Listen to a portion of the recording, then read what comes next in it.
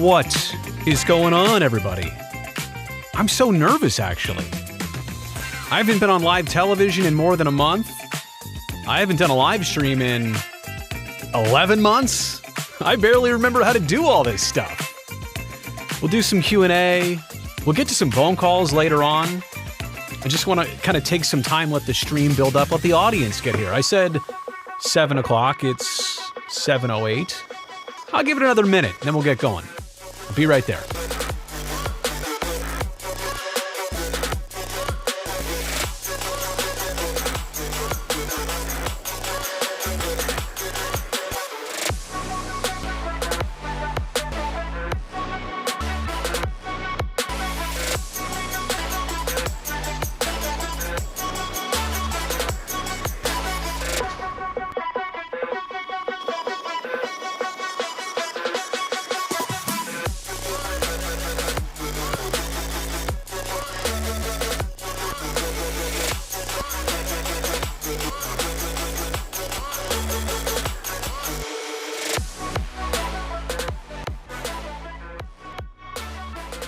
I'll be honest, I don't really know the reason why I haven't done a live stream in so long. There's been opportunity, there's been the right situations. For a while, maybe I was trying to avoid it, the whole job loss and career change type stuff, and I don't know, I just wasn't ready for it then, but I don't know, all spring, all summer, where was I? I just wasn't doing live streams. I was here on the YouTube channel really trying to build it out, but for some reason, live streams just got kind of lost in the mix. So I'm back. Wanted to get to it tonight. Dalton, how are you? I miss you too. I miss you. I miss the shows. Miss everything about it. No question about it. Mr. Zhao talking about something else there. RD, good evening. David, there I am. Jesus, yo. Our fearless hero. Where's the fearless hero? I'm full of fear. Walter checking in. Hello, Jenny. Sharks fan 8080, today is your birthday. Happy 13th of November. Happy birthday, Sharks fan 8080. Probably 20-something. Let's just say 20-something, right? Because if you're older, 20-something's great. If you're younger, 20-something is great. Happy 20-something birthday. Laura, so much has happened in 11 months. Yeah. The whole Shohei thing, the whole Dodgers thing, the whole World Series thing. Burger Alpha, how are you? Jenny, I'm glad you like the music. I have not hand-selected it. It's just whatever's playing here for me. Eric, a member on the channel. I appreciate you. Thank you so much. Kaiser and Gilroy, the day Brody does a live stream, the Sharks are not in last place. Not only that, a quick turnaround in the season. I know, the first 9 games, I get it, how they went. But since then, and even this year when they lose games, we're not seeing the 10-0 thing anymore, the 10-1 thing anymore. They are competitive. They're getting something out of every game. Some nights it's a win. Some nights it's some lessons along the way. Macklin, Celebrini, my goodness. Had some great scoring chances to try and end that thing. Was that 2 nights ago now in Philly? I just love the way he skates with his head up. He's a playmaker that doesn't even ever look at the puck. Can't wait to see what Macklin truly pans out to be. Hey, David, just joined as a new member to the channel. I really appreciate that. Marky Vicky, greetings from Chicago, the Windy City. It's what, 9:11 p.m. out there in Chicago. Good to have you here on the channel. Jamie just wants to keep the Oakland A's in Oakland. I'm with you. I've been with you on that one for several years. Not yet, Damon, not yet. Soon enough. But good to have you here on the live stream, DB. I mean, you are grinding all day long. Spend some family time, will ya? I got that out of the way, so now I'm doing the YouTube thing at night. Damon, can I call you friend of the channel or just friend? Whatever you prefer. Jenny loves Vitek Vanacek and Mackenzie Blackwood. I do too. If you look at both goalies, their numbers are good. Save percentage, the goals against maybe a little bit higher than they want, but tell you what, you get that save percentage in the 900s and the goals against right around the 2 and change, sub 3. You're sitting pretty. Ooh. The beat just dropped, sorry. Ha-ha! HHSGD football. A Brody live stream. Watching from Connecticut. I love that. We are getting the band back together. It was a great Dubs win last night. Oh my goodness. Klay Thompson comes back. I called it. Did everybody see it on Twitter? Social, X, whatever. I called it that that Steph was going to drop a night-night on Klay the way he was heating up in that fourth quarter. At one point, they were like, wait, here's Steph Curry. No points so far in the fourth quarter. Then he hits a couple shots, couple floaters, hits a three, hits another three, and then, night-night. So I heard Draymond say today that apparently Klay ghosted Steph on a text about something. So, this is the petty stuff we're talking about here. It's not high-level disagreement, but the petty stuff is that Klay ghosted Steph on a text, and that's why Steph and him were kind of jawing a little bit, going back and forth. There was the one time where Steph hit a shot, got around Klay, hit a shot, and kind of looked over at him, and obviously Klay did the little shimmy, which I can't do. So it was fun to watch. I mean, if the drama was small and meaningless, or if it was big and real, whatever it was fun to watch last night. But that NBA Cup court, oh man, that thing is hard to watch. It's hard to look at. And the Warriors one is fine. By the way, the Portland Trailblazers NBA Cup court, fantastic. It's like a gray court with red outline. I saw a couple other ones that were just hard to watch. The Warriors one is a little bit hard to focus your eyes on. Oh, can you currently rank your favorite Northern California teams, both Bay Area and Capital Region? Well, I know one team that's at the bottom of the list. We can start. You want to start at the bottom of the list? They play baseball. They just moved. Favorite. I mean, it's impossible for me to say that. I've always loved the Sharks. I've always had the connection to the Sharks. Why is this plant moving behind me, by the way? I do have a fan going in here, but I'm just noticing, why was that moving? Is there a ghost in here? What exactly is going on? The Boston one, the Boston NBA Cup floor is kind of cool. It's like a green parquet floor. But going back to that last question, favorite Bay Area team and ranking them, it's impossible. I love what the 49ers are putting together. Their season full of so much adversity, probably too much adversity, if I'm being honest. I love the fact that nobody expected the Warriors to do what they're doing.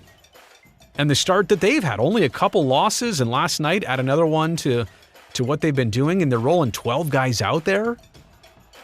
And Podziemski looks good, and Trace Jackson Davis looks good, and Buddy Hield is a splash buddy already. And Steph missed some games, and they're fine, and Draymond's doing well, playing excellent defense. Couple big blocks last night. Yeah, the plant is alive. Bay photo, what? Is it still moving? It's not moving now, though, see? What the heck was that? Did I move the chair or something? Look at. Man, I am freaked out. Here, I'm gonna put it on the overhead camera just to keep me safe. The plant is excited because I went live. Warriors have been outstanding. Yeah, the Cavs lost, whatever. The road trip was excellent. The road trip was really good start to finish. Giants season is not cooked for 2025. I just made a video about that the other day. You can, here, I'm going to fade this music out. You can look at free agency. You can look at how much they are or are not going to spend. The bottom line is the Giants, when they won, 2010, 2012, 2014, it did not have a lot to do with free agency. It did not have a lot to do with big contracts and getting players from elsewhere. It had to do everything with growing players from within. And that's what the Giants need to start doing, starting right now. Grow the franchise from within. Wouldn't you rather pay off players that, I say deserve it, but known commodities that are your own homegrown players? Work on that. And I understand that's going to take some time. So in the meantime, yes, you want to go shop around. You want to bring in the Chapmans. You want to bring in the Jung-Hoo Lees. By the way, I think Jung-Hoo Lee is part of a huge difference in the 2025 Giants season. Center fielder, leadoff guy, got on base. I loved what I saw in him before that shoulder injury, that freak shoulder injury at the beginning of last year. Sports Shorts, love the studio. Thank you so much. Honestly, I started this thing in, 2018 into 2019 and bits and pieces, right? Like all that stuff, these monitors over here, they didn't used to be there. I mean, this desk was literally a laptop here and this one sound mixer over here. That was it. I didn't do any of the video switching. I didn't have the audio processing. It's also funny too because people ask me what all this stuff does. And the answer is pretty simple. As of right now, it just lights up. There's actually, the audio is running through these devices. There's some processors here. There's a compressor gate. This one right here, the meter, that's just for looks. I don't need that. All that stuff is just for looks. I used to use it, and then I decided to keep it because it lights up and looks nice. So you're on the live stream. You find things like that out. Felix, and I really appreciate everybody who has chipped in and chimed in to say similar sentiments. I'll clear the air on this now. I'll do it later on, I'm sure too. I miss it too. I really do. And finding out my fate this summer was not fun. Guiding the baseball season until the very end, that was not fun. And then the real thing that I wasn't prepared for was the Sharks season starting and not being able to be a part of that. And that was like not unexpected. Like I knew that would also come, but it hit me totally different. And watching this team start, and for the first time in 16 years, not being at the tank on a regular basis and not being in and around the broadcast on a regular basis. So I have missed it a lot. I really have. And I appreciate everybody who says this and says similar things. I just want you to know the feelings are mutual.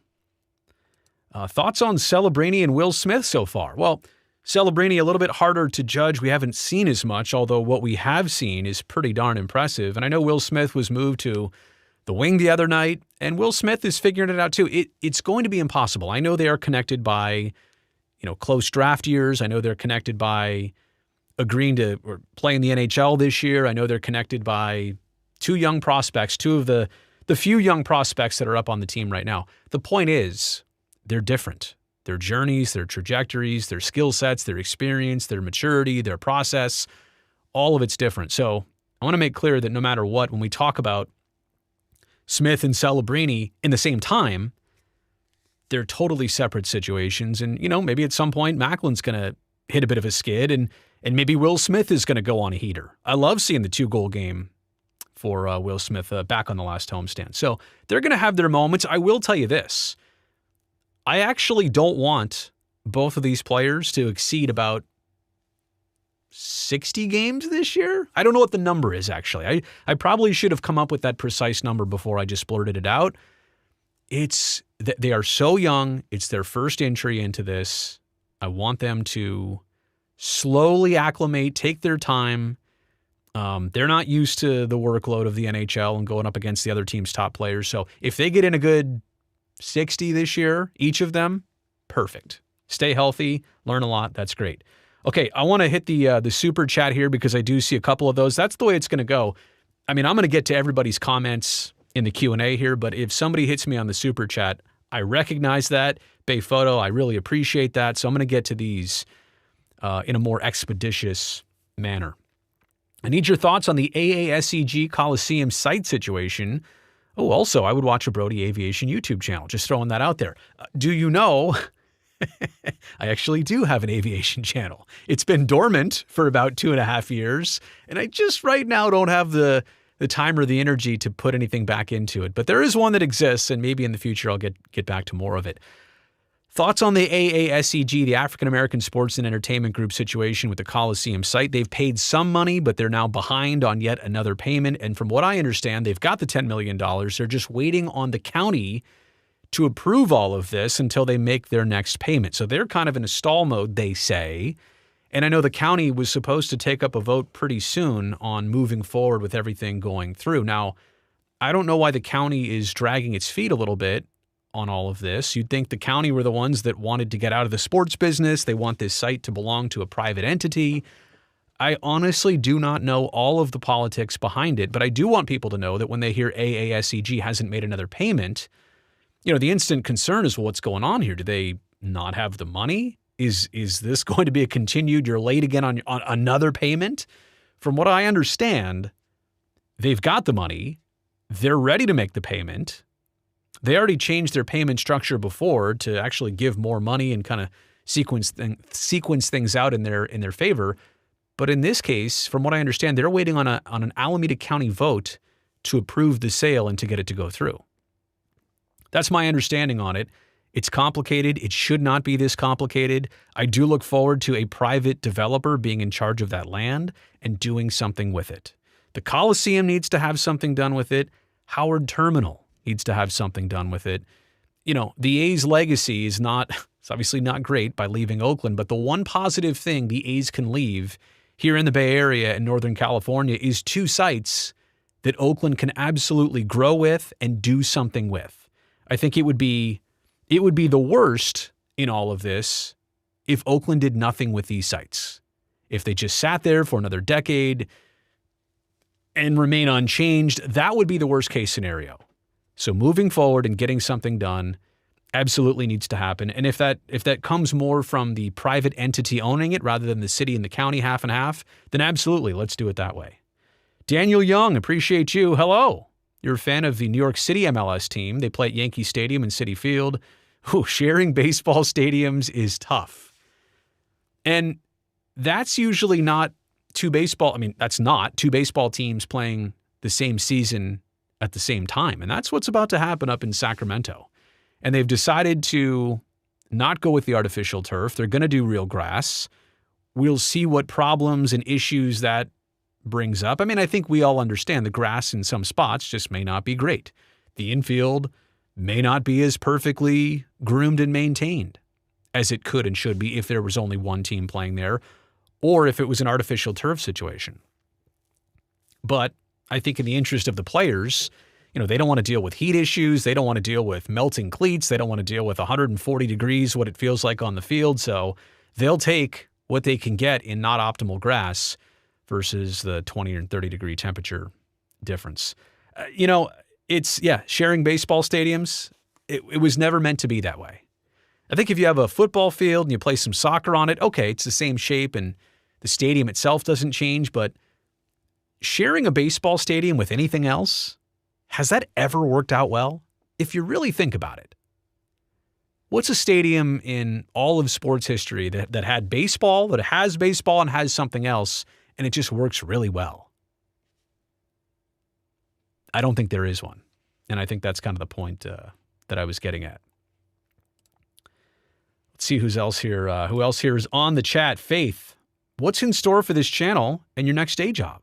Love your videos. I appreciate you saying that, Faith. What's in store for this channel? Quite honestly, more of the same.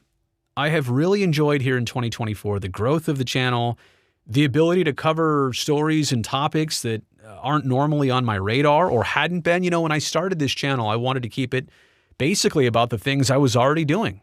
The A's, the Sharks, and a little bit of Bay Area sports. But now I realize if I want to talk Giants, this is the place to do it. I want to talk Warriors, 49ers. This is the place to do it. When things happen regarding the roof at Tropicana Field, which, by the way, is such an interesting story. There is such an untapped dynamic there. People don't yet understand how serious this is. The Rays are displaced for this year and maybe beyond 2025 in a temporary spot, and this might delay their new stadium. And now you have 2 Major League Baseball teams playing in minor league stadiums in the American League in 2025. Whoever would have thought that would be a thing? So what's in store for this channel? Sorry, I got around that. A lot more of the same. And the growth of this channel has been tremendous. Subscribers and views and what I'm able to do with it has basically doubled in this calendar year alone. So I don't know that can or will be the case year to year if it can keep doubling and growing like that, but I'm certainly enjoying that trajectory. And in terms of the day job, I know that's going to be a question tonight, and I'll say this now, and I'll repeat it as many times as necessary. I don't have it all squared away yet. I hope to very soon.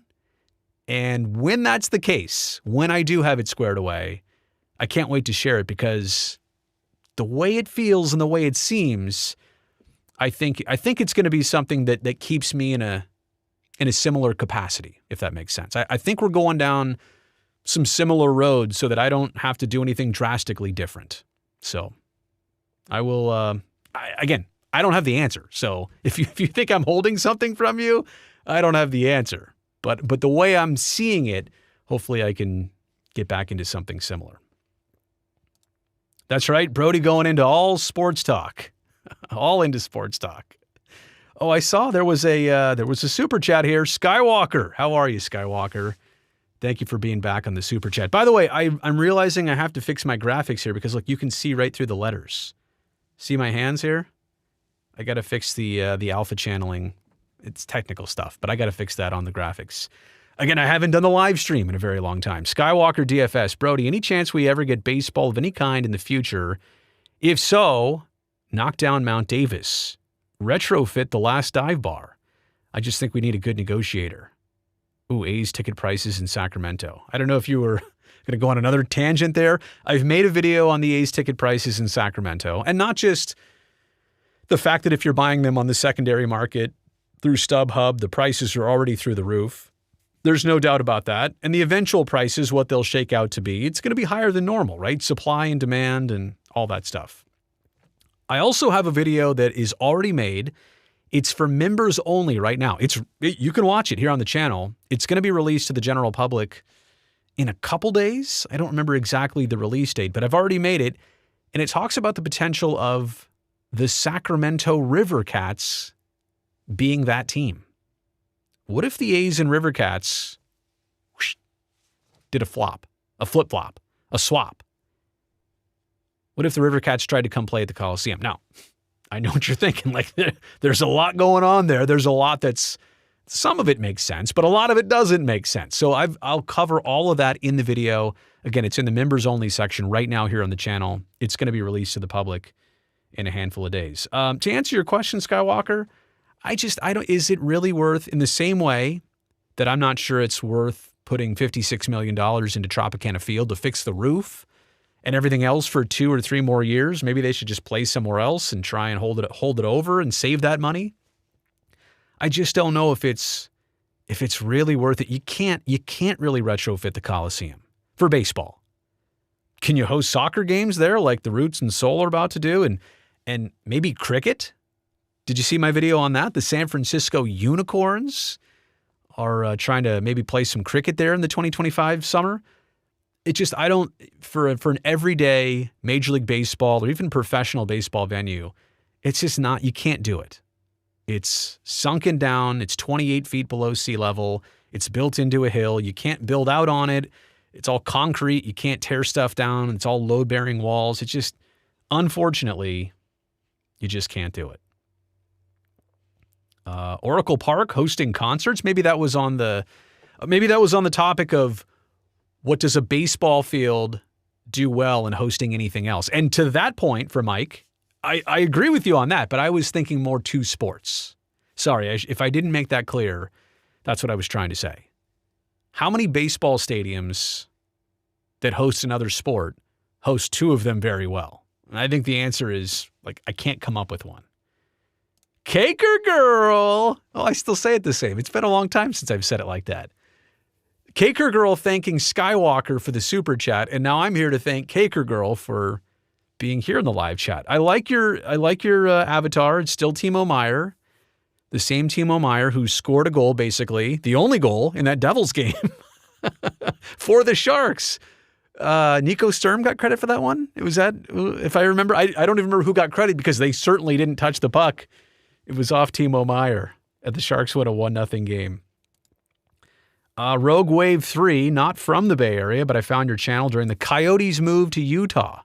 Love your videos about Utah Hockey Club, now keeping up on Bay Area sports. Who knew? Hey, Rogue Wave, I hang loose to you too. I really do appreciate that. And that's what YouTube is all about. That's the magic of this right here.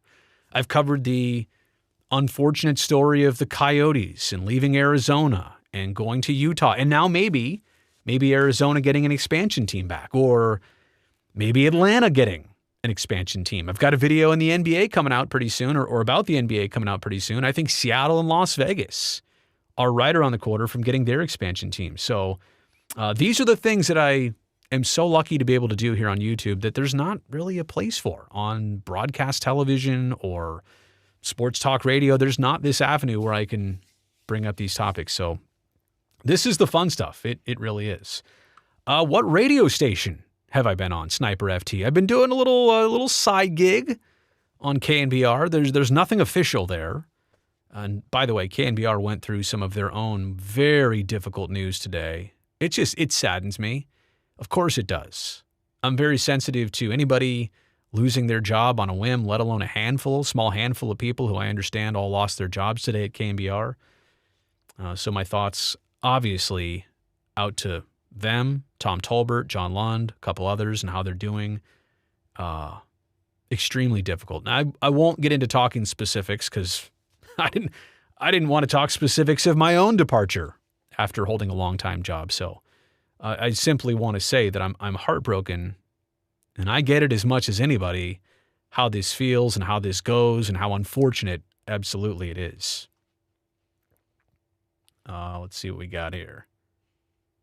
Busy child. What's the number to call? Oh, we're doing phone calls already? You know, we'll get to that. I'll tell you what, give me a couple more minutes here. Give me until like 7:40 and then I'll turn the phone lines on. And then we'll take some calls. We'll do it that way. I want to try and get through the chat here. Because I feel like, man, I skip so much. Like, here's a good one from Jenny. Hot take Brody.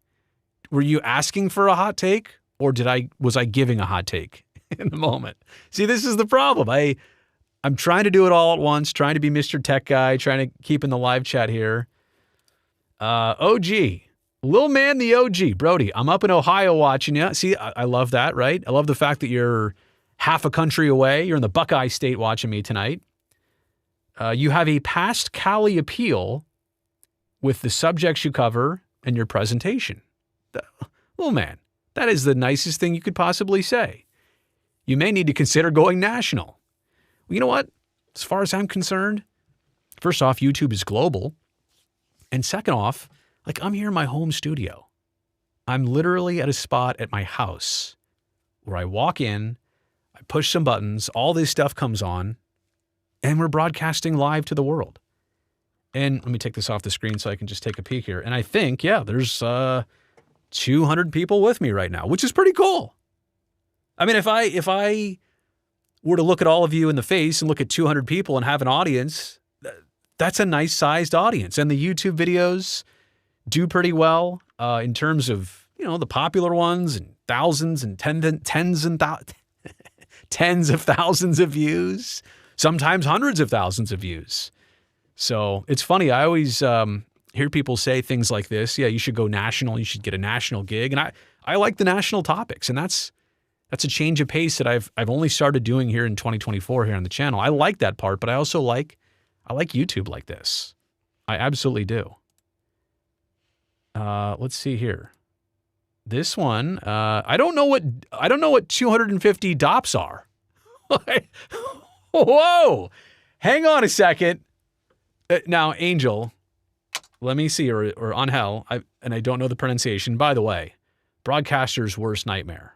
When I see a name and I don't know how exactly to pronounce it, because we're held to the highest standards. We always get it right until I don't know the pronunciation there. Let me see here. 250.0 DOP. D-O-P. Oh, Dominican pesos. Okay, to dollars. Let me see here. How much is two? You know what? It's just not giving me the right amount here. In dollars. Oh, about $4 or $5. I appreciate that. Thank you. I was just curious. First off, I didn't know what DOP was, Dominican pesos. Now I know 250. International sub. What do you think can be done to increase the popularity of international tournaments, in your opinion, on the Caribbean series? I wish I could offer you more on the Caribbean series. I got nothing for you there. In terms of international tournaments, are we talking about a specific sport here? Are we talking about, like, let me mention the World Baseball Classic. I think that's one of the best things going. I wish they could figure out a better time of year for that, but they really can't. You can't do it after the season is over because too many people are either hurt or shut down, and it just doesn't make sense. But at the beginning of the year, especially pitching-wise, you can't have guys going 5, 6, 7 innings and 90 pitches. Nobody's stretched out like that. in February or obviously in March, mid to late March when this tournament goes on. And then the teams, obviously with the owners, they don't want any of their players getting hurt. The teams are the ones paying the players, so they don't want to take a huge risk. I know I'm just talking about baseball specifically here, but I love the international aspect of especially North American professional sports. And when North American professional sports fans and leagues realize that the international side has a ton of appeal. And I think that's what's special about like the NHL this year. They're doing that Four Nations tournament, dividing players up into those four countries, and then having a quick tournament and making it that national thing instead of having an all-star game. I think it's a great change of pace. I like to see it. I always like the international aspect of it. I really do. So appreciate that. VW Productions. Miss you over on Sharks pregame, intermission, and postgame live. Glad to see you here on the tube. Hey, you know what, VW? I really, again, number one, appreciate the super chat.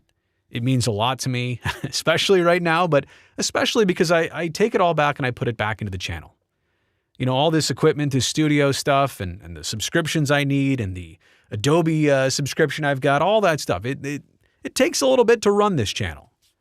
And I don't do a lot of live streams, so when I pop up here and I get the super chats, it does mean a lot to me. And your comment also means a ton to me too.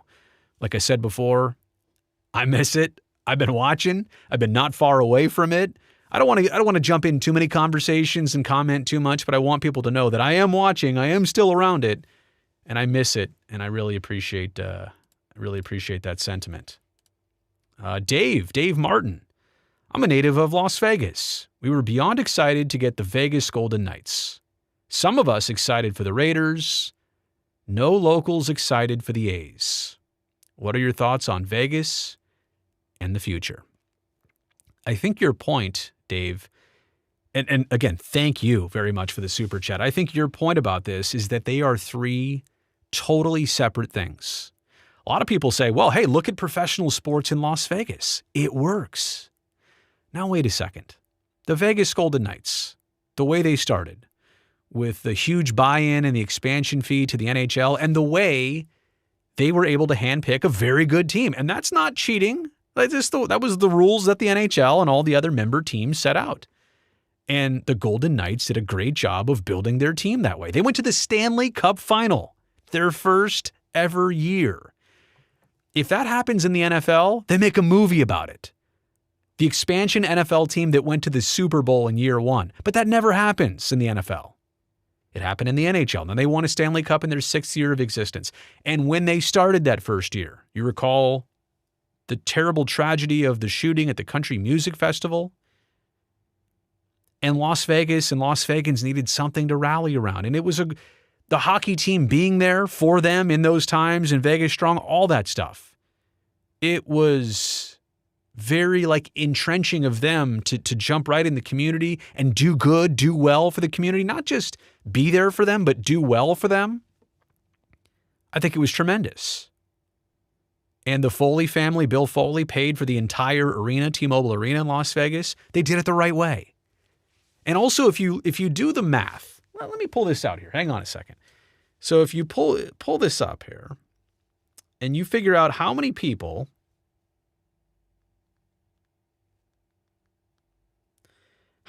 is a complete sellout. Hang on a second. I'm trying to find this graphic.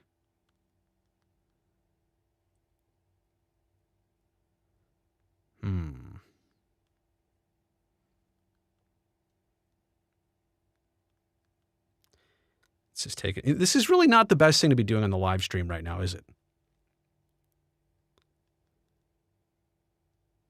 Full house. Maybe that's what I'm searching for. Oh, there it is. Found it. Okay.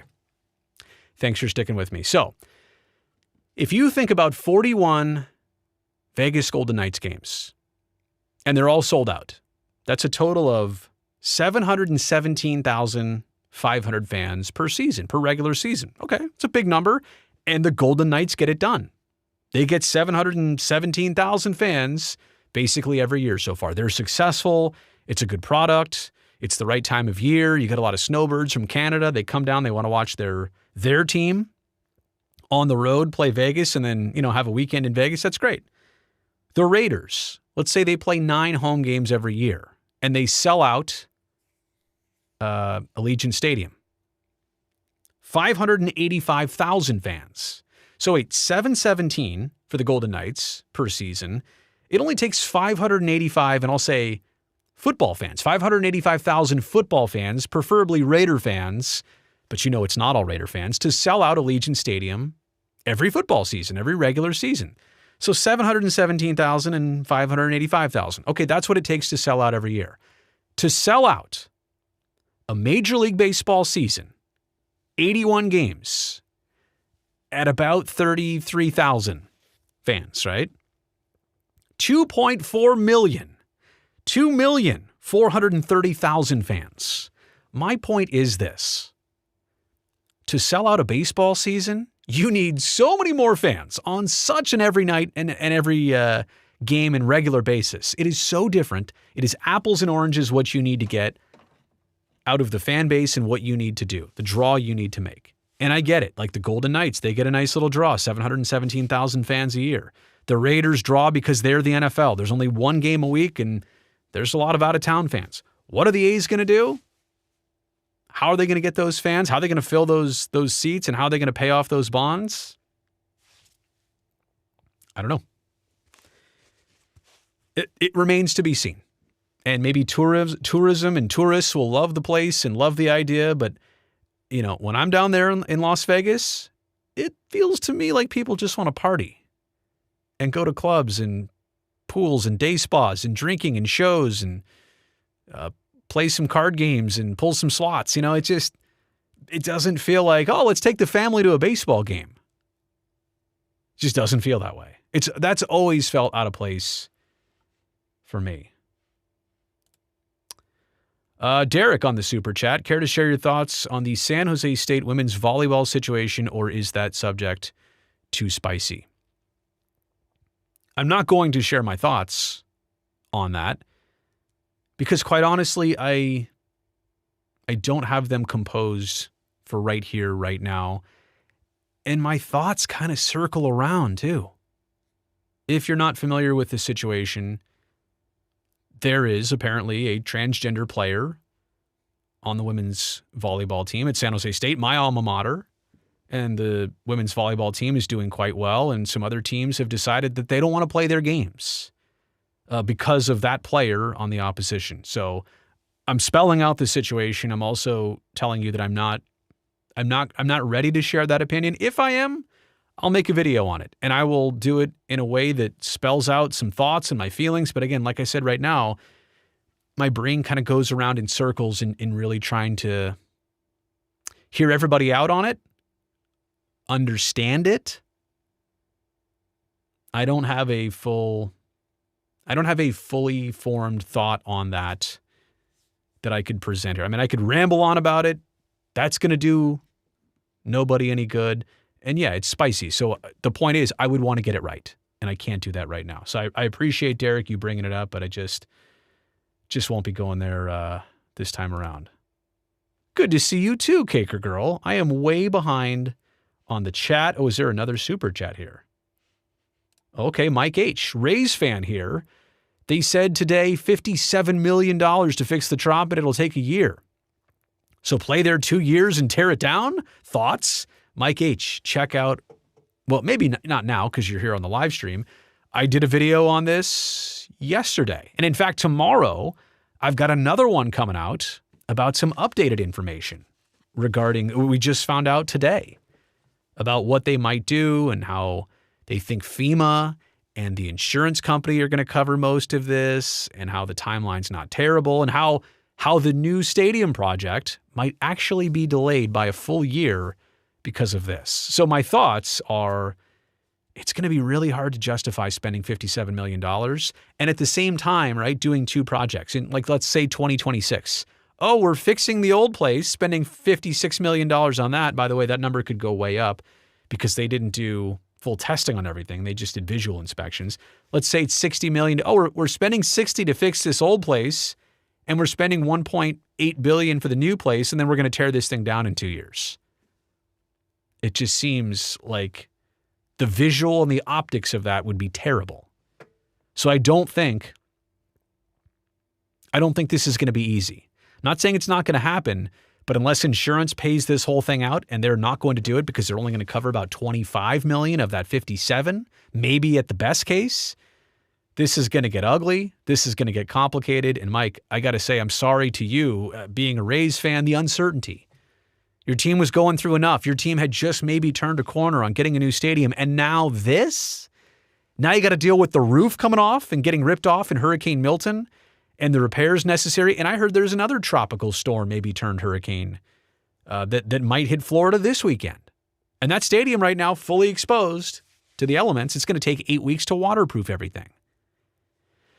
It just gets worse and worse. So, Mike, I, as an A's person, as a former A's person, Mike, I got to say, I totally see where you're coming from in this Rays situation, and I feel terrible. Lonnie Johansson. Sorry, I couldn't even read the screen. Lonnie Johansson, welcome to Exclusive Access. Welcome to being a member here on the channel. And now you can go see some of the members-only videos.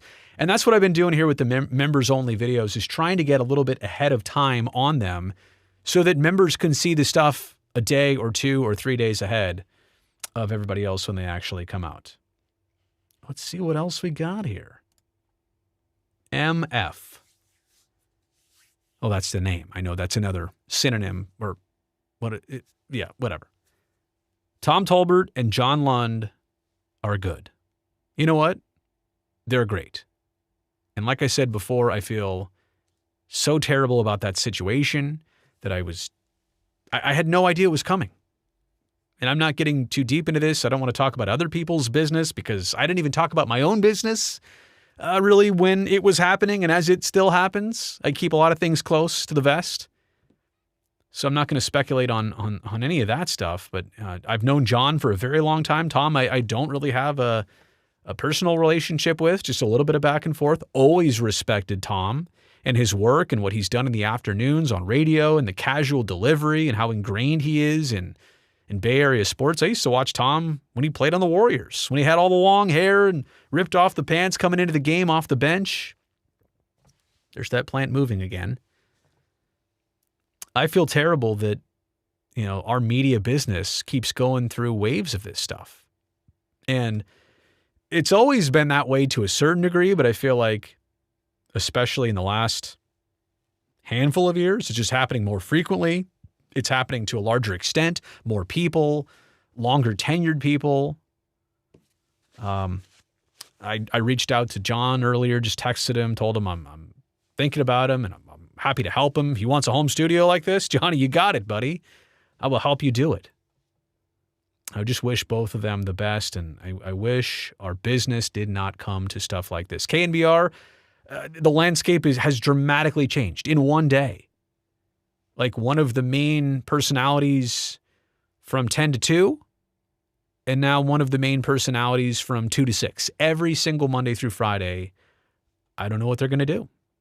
And like I said, I've been in it and around it for a while, been doing some fill-in stuff. I've been at the studios. I had no indication. And if I had some indication or any idea, I wouldn't say anything right now, but I'm trying to make that point. As far as I was concerned, all this comes way out of the blue. And not in a very good way. Lonnie says the A's need to come back to Kansas City and the Kings as well. You know what, Lonnie, I'm going to make a video on this in the near future. One of the very best relocations that ever happened was the A's leaving Kansas City. Now, why would I say that? Am I just trying to say, well, because they came to Oakland? It's not that. It's because Charlie Finley ran Kansas City around so many hoops and loops. And he was going to move the team to Denver. And he was going to move the team to Louisville. He was going to move the team to Texas. He was going to move the team 18 different places. They denied Oakland at first, and then ultimately they let him go. And Major League Baseball did right by Kansas City. They gave them the Royals the year after the A's left. They're like, you know what, Kansas City, you're dealing with a problem and a wild person, and he's threatening this, and he's trying to do that, and he wants his own stadium, and he doesn't like playing at Municipal Stadium. and sharing it with the football team. So here's what we'll do. We'll let him leave, and we'll give you a blank slate and a fresh start. Why can't baseball do that with Oakland? That's exactly what happened the last time the A's made a move in the late 60s. They gave Kansas City the keys back to a new franchise. What do you want to call them? Here, call them something else. And in reality, maybe they should have kept the name A's in Kansas City. Now that I'm a little bit more territorial about that stuff, I mean, it is just, that is one of the best relocations, to be honest with you, Lonnie. I mean, all things considered, what if the A's were in Kansas City and now the A's were going from Kansas City to Las Vegas with a pit stop in Omaha in between? I don't know. That actually doesn't, whatever. Like, you'd rather have the Royals. Trust me. Let's see what else we got here. Was there another super chat that I missed? I thought I saw one up there, but I do obviously. Oh, Mike H. Who lands Juan Soto? Ooh, that is such a good question. The real bigger question is, with all the money uncertainty and all these teams taking less money from their Bally Sports TV deals, what's the dollar amount? Is it changed because of the overall market? You've got a team like the Angels that just got a new TV contract. It's for less than $120 million that they were supposed to make this upcoming year, and their owner, Artie Moreno, says we're spending more. You've got another team like the Giants who say, you know what, we touched the luxury tax last year, and if we touch it again, we're going to get taxed even more. We're going to get penalized even more on free agents, on international pool money. We're going to cut back a little bit. But then there's the Yankees, obviously. They'd be interested. The Red Sox. The Dodgers? Are they going to defer that money too? How about this? I got one for you. The Athletics want to make a splash, right? I mean, they're going to be in Las Vegas in 3 years. Sign Juan Soto to a 6-year deal. Get him for 3 in Sacramento. Give the fans what they want. Then raise the prices in Sacramento. Like, that's one of baseball's best. Sign Juan Soto. Or how about this? Let's pretend that the A's were approaching 2028 right now. Let's say that they've just played 25, 26, 27 at Sutter Health Park in Sacramento. Let's fast forward and say that Juan Soto right here, right now in 2028 is at the same free agency spot. Are the Las Vegas A's signing him to a 7-year, $600 million contract? I don't know. I'm just making stuff up. I don't know. No, I know the answer is no. But I'm not saying this as a joke. I mean, I'm exaggerating maybe a little bit. But if the A's are really looking to make a splash, this shouldn't be a joke. I'm not trying to make a joke. But it's viewed that way. So, in reality, who lands Juan Soto? Probably one of the heavy hitters, right? There's only financial room for him in a place maybe like Boston. I don't know. There's Dre. Hey, quick question. How likely is it the Arizona Coyotes come back to the NHL? I would say better than 50-50. And I'll say it for a couple reasons. I think the NHL is going to expand. I think the NHL feels really comfortable with the Phoenix and Arizona market. And they're trying to get that Sun Belt a little bit more built out. And I think that's why Phoenix and Houston, or if they really do go back to Atlanta, Phoenix, Atlanta, then you get one East, one West. But then the problem is this, then you get into 34 teams. And in my opinion, 16 on each side, East and West, 32 total, 16 make the playoffs, the whole bracket, it's perfect right now. But I think the NHL is going to get to eventually 34, 36 NHL teams? Really? They might. They might to get some expansion fees going, but then they got to split the pot 36 ways instead of Used to be 30, now 32. I'll just say this. When the NHL is ready to expand, and probably by 2 teams at a time, I think Arizona is in the mix for one of those 2 spots. I really do. Because of their geography, because of their background, because of their market size. Like, they're a top 10. Phoenix is a top 10, 15? Top 15 media market in the United States. And I think population-wise, it's also even higher than that. I think it's like top 8. They want to get people hooked on hockey in the Valley, and they want to probably give it a fresh slate again. The same thing with the Kansas City A's. Sometimes it's the team that's the issue, and what it's going through is the issue. And it's not the fans, and it's not the market, it's not the fan base, it's the team that just can't get it together. So that team is gone entirely. The name and the likeness are going to stay. That's great. They get to be the Arizona Coyotes all over again when they're ready. And I do think it is going to happen. NHL will have 36 teams, according to Marty T. Put it in the bank. All right. There was another super chat here, too. Oh, Desert Eagle.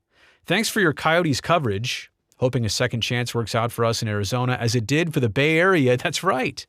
With the Seals and Sharks. And the Seals and Sharks separated by a couple decades and about 50, 60 miles between Oakland and San Jose. But to your point, yeah, the Seals were first, and a lot of people, just because of generation, weren't even aware of that. I obviously am, because of all the, my career and coverage and backstory and all that stuff. But Desert Eagle, I say this confidently. I really do. I think the NBA is going to make Seattle right again. And I think the NBA is going to test out Las Vegas because there's going to be a new site at the Rio Hotel.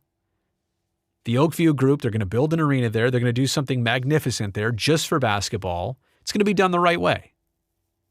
And I think the NBA, again, a 41-game home game season, it works in Las Vegas in the winter primarily.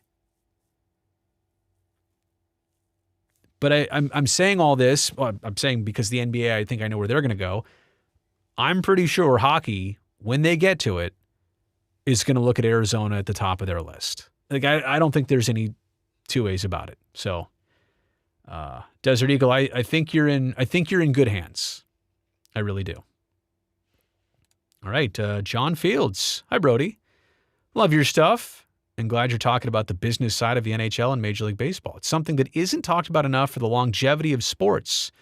Keep up the great work. Oh, go Oakland A's. Well, I wish there was a past tense for go. The Oakland A's went. Yes, they went. You know what else I'm realizing, John? Now that maybe you're seeing this, hopefully, and now that I just thought of it.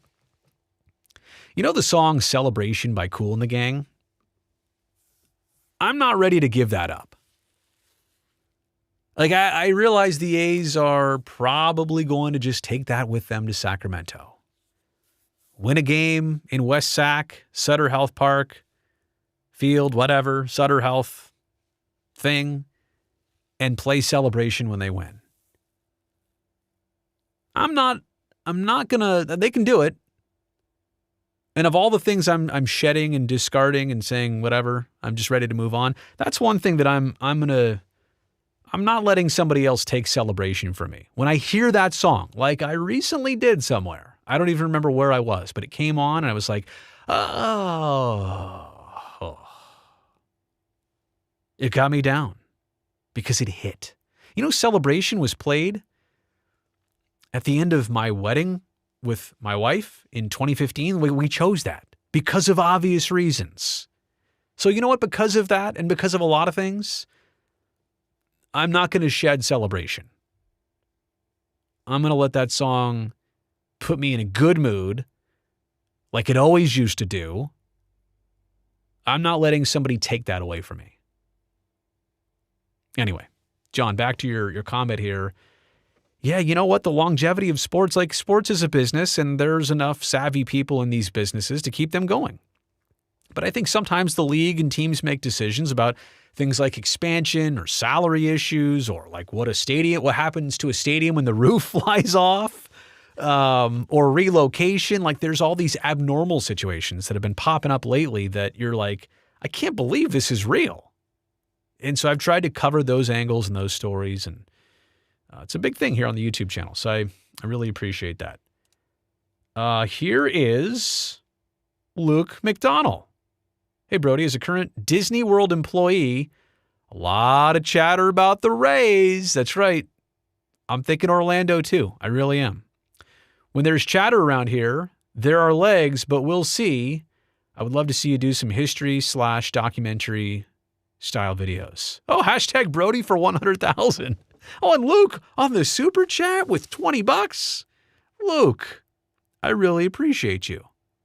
Thank you so much. I will continue to cover the Rays story. See, and here's the thing, Luke. Tampa and Orlando, separate places. Like people in California think, oh, they're just right around the corner. They're not, obviously. But like 90 miles apart. It's like the Bay Area and Sacramento. It's about that distance. My point is, I hate to see what Tampa's going through. I would love to see Orlando and the Disney complex like fill the gap, fill the need. I know that they were trying to get the Orlando Dreamers into Orlando as an expansion team, or maybe to try and steal the Rays. See, this is where it gets dicey for me, though. I want Orlando to be able to showcase and help the Rays and help them through this natural disaster. This is different than the A's. The A's wanted to move to Sacramento, but for the Rays, they need a spot. They need somebody to help them out literally right now. I want to see that, but I don't want it to get in such a curious spot that we're thinking, uh-oh, the Rays might move permanently from Tampa because a hurricane rolled through and ripped the roof off the 30-something-year-old roof in October of 2024, and that was it? And then that was their last game was already played because the hurricane came through? That sucks. And because of the slippery slope and the politicians in St. Petersburg, the city, and Pinellas County, they don't want to figure this out, and I don't blame them if they don't want to pay $57 million to fix a stadium for 2 years and that's it. I also don't blame the county, Pinellas County, if they're not ready to float a bunch of bonds to build basically half of a $1.8 billion baseball stadium for the Rays. I get that too. It's not always the responsible and prudent thing to do with public money. So it's kind of a weird thing. I want to see the Rays get help, but I don't want their situation to become slippery or vulnerable or leave Tampa. Tampa and St. Pete, they don't deserve that because of this. They absolutely don't. So, Luke, I really appreciate it. Thank you so much. Beans Brown, MLB is the Electoral College. Only a few teams matter. Yeah, so it's interesting, though, because all the bigger states are not necessarily swing states. I'm trying to think if I guess that's largely true. Like bigger in terms of population or geography or both. But yeah, it is kind of like that. Like it's at the Yankees, the Dodgers, the Mets, the Red Sox. You might get some sleepers in there. The Padres were spending a bunch for a while. The Rangers had a huge offseason that year. They signed Seager and Marcus Semien. They spent almost $1 billion. They committed $1 billion that offseason almost. I know what you're saying, though. I know what you're saying, Beans. You're you're good on that one. Taker 610. Any chance the White Sox leave Chicago? Salt Lake City, maybe. Or Nashville, maybe. I hate to speculate on this. Again, when we talk about people losing their jobs, I'm sensitive. We talk about teams relocating. I'm sensitive to that. Chicago can easily support 2 baseball teams, and Chicagoans deserve to have a baseball game every single day all summer long, whether it's at Wrigley, whether it's at Guaranteed Rate Field, North Side, South Side, or at the brand new site of the 78. Chicago deserves 2 teams. The Bay Area deserves 2 teams. New York and LA deserve 2 teams. There's just some places that can do it. And all of them have proven they can do it. And the A's and Giants are such a different situation. The Giants have been sprinting ever since they built Pac Bell /SBC/AT&T/Oracle Park. Ever since they moved into that beautiful home, they've been on a heater. And ever since then, the A's have kind of been just moseying around. Hey, good team here, good team there. Whoa, just trade them all away. We'll shuffle the deck. We'll start from scratch. That's how we do it. I mean, the Giants just signed Matt Chapman to that 6-year extension. Like, the A's should have never let Matt Chapman or Matt Olson go, or Marcus Semien go, or Sean Murphy go, or Chris Bassett go, or Mark Canha go. And on and on and on. Sorry, I totally diverted here from the question. Any chance the White Sox leave Chicago? It's probably more threats than reality. They're going to use Nashville as a threat. Salt Lake City is, ready to go. The state of Utah has $900 million for a Major League Baseball team to build a new stadium. Like, Utah is one of, I don't want to even say it's a sleeper situation. They're doing the exact same thing they did for hockey for baseball by saying, hey, we've got the people. It's the Miller Group, right? It's the plot of land right by the Utah State Fair Park. It's like between downtown and the airport. So they've got the people, they've got the land, and they've got $900 million of public funding ready to go for that Major League Baseball stadium. And that's how they got the Utah Hockey Club, and that's how they're trying to get a Major League Baseball team. Let's see what we got here. Oh, Luke. Oh, I clicked on the same super chat again. Sorry, I got excited and saw it on the screen again twice, maybe. All right, should we? Oh, the Blue Jays. Blue Jays talking Juan Soto? Gabe, how are you, buddy? Gamer Athletics. Follow Gabe on the channel, by the way. I can't wait to see what Gabe does next. We turn into the... Oh, David, you make a great point. Okay. Is everybody ready here? Da-da-da-da. There on your screen right now is the phone line. And I agree. Because I said 7:40, it's 8:10. It's 8:09. Let's actually, you know what? Let's do a check of the time here. It's the official time. That's my official clock over there. Anyway, back to the phone number. Oh, by the way, as I run through everything here, look at all the bells and whistles. I was just sitting up on the screen and had no fun stuff going on, but look at all this. Subscribe to the channel right now if you would. Make sure you're subscribed. I would really appreciate that. All right, let's see here. How do we do this?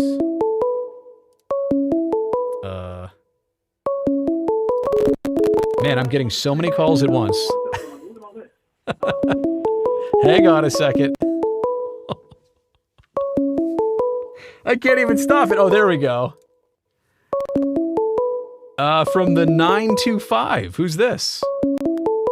Oh. Hey, this is Beans Brown. Hey, how's it going? You know what? I cannot stop this thing from ringing. Hang on one second. Can you hear me? Hold on a sec. Oh, no. Hang on. I had to restart the whole thing here. If you're watching and I just hung up on you, I promise that was not on purpose. Like 8 phone calls. Luke in the chat is like, I got overwhelmed by phone calls, and they were all going at the same time, and I could not stop them. All right, let's try this again here. Okay. Let me turn off, call waiting. Can I do that? All right, here we go. All right, from the 925, who do we have? Oh, Beans again. I got dropped. Hey, I'm sorry about that. I'm glad you got back in. So if you weren't watching, for some reason, my phone line took 6 calls at once. And I could hear you. Hang on, let me try and turn off this call waiting again. It's going to keep doing this. I could hear you. There we go. But then I was getting all the other calls at the same time. So how are you doing?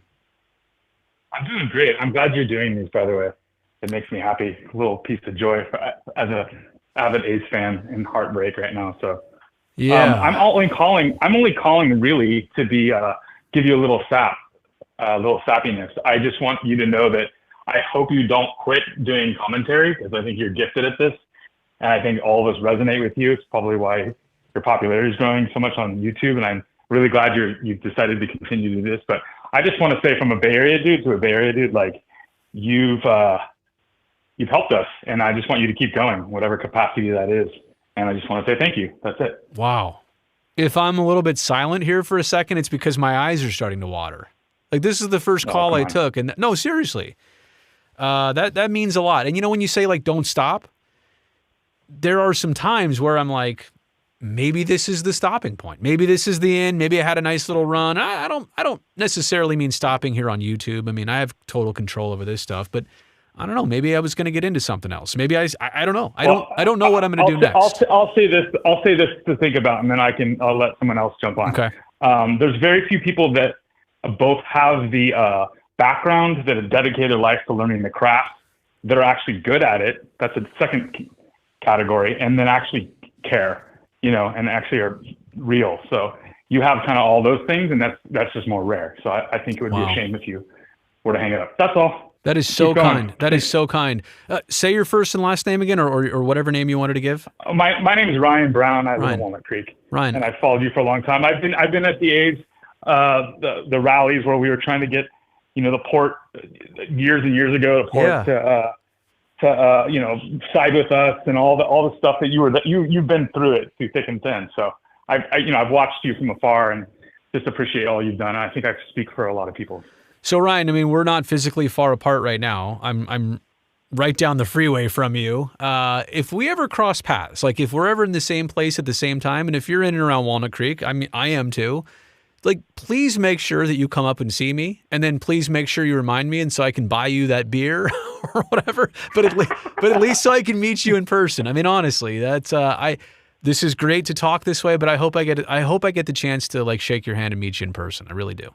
I appreciate that, and then hopefully I get to meet some of the the Gabes out there and the Wills and stuff, because we're all still kind of a disenfranchised group of people that all care. So I feel like there's more to come in the future for all of us. We'll all be high-fiving again someday. You will want to meet. You will want to meet Gabe. I'm going to say right field. Oh, I've met Gabe. Yeah, right field. I've met Will and Gabe. Yeah. Will's a little bit of a letdown, though. I think when you meet him in person, you hear the voice. It's just it doesn't hit the same in person. So no, I'm kidding. I'm truly kidding. Thank you so much again for the call and that comment. Wow, what a way to start it. And like I said, I hope we do get to cross paths for real someday. Thanks again. Thank you. Awesome. Take care. Bye. That's honestly special right there. I got to turn the do not disturb back off again. Yeah, right. I had it on because I didn't want to see what happens is I'm in a call, then it goes beep beep. It does the call waiting thing. I didn't want that to happen, but wow, Ryan, that was getting me all steamy here. Let's take the next caller here. From the 706, who do we got? Hey, it's David calling from Georgia. David from Georgia. What's going on in Georgia? It's a little bit late out there. It's 11:15. It is late. We're burning the midnight oil, but we're tuning in because, like the previous caller said, Brody, we appreciate you. I think we can speak for everyone here in the chat that it's been a hell of a year, but you have been persistent and you have been sticking with it, and we are extremely proud to see you continue to succeed in everything. Wow, that is also very nice. Now, what would be your connection to me in this YouTube channel? You're in Georgia. I'm out here in California. How did you come across the channel or me, or how did we connect like this?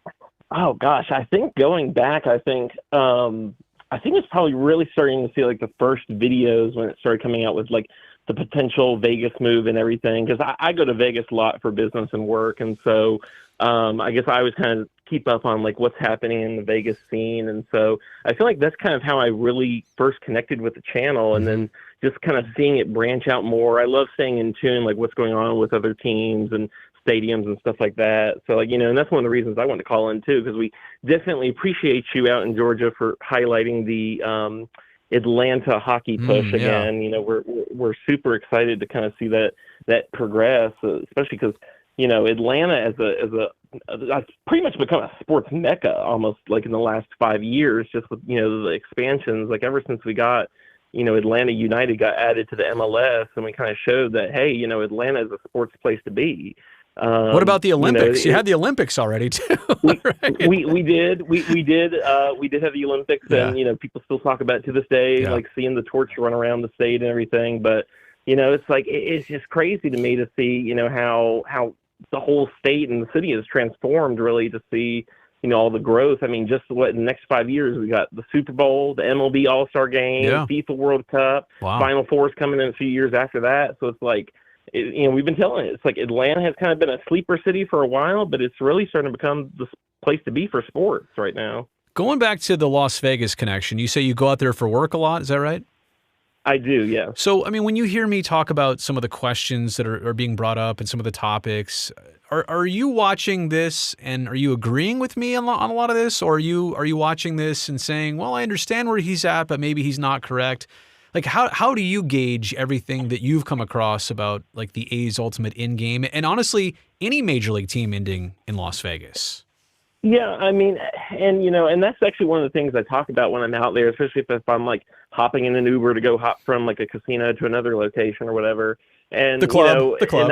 It's club. It comes up a lot where I asked the driver, I'm like, well, what do you think of this? And everyone's just like, the problem right now, I think, for a lot of people in Vegas, and it's a lot of places elsewhere, is that they're experiencing such rapid growth right now that they're struggling to keep up. The highways are starting to get congested. They're already talking about having to build a second airport because the first one is pretty much already at their max, and there'll be another 10, 15 years out before the other one's even ready to go. Right. They don't have water. Water's an issue, I know, out there too. Exactly. Yeah. And that's the one thing with the stadium that we talked about with a lot of people is that, it's the location is really kind of questionable. There's no real parking. There's going to be a lot of questions of how is ballpark traffic going to conflict with just regular local traffic and tourist traffic on the Strip in that area.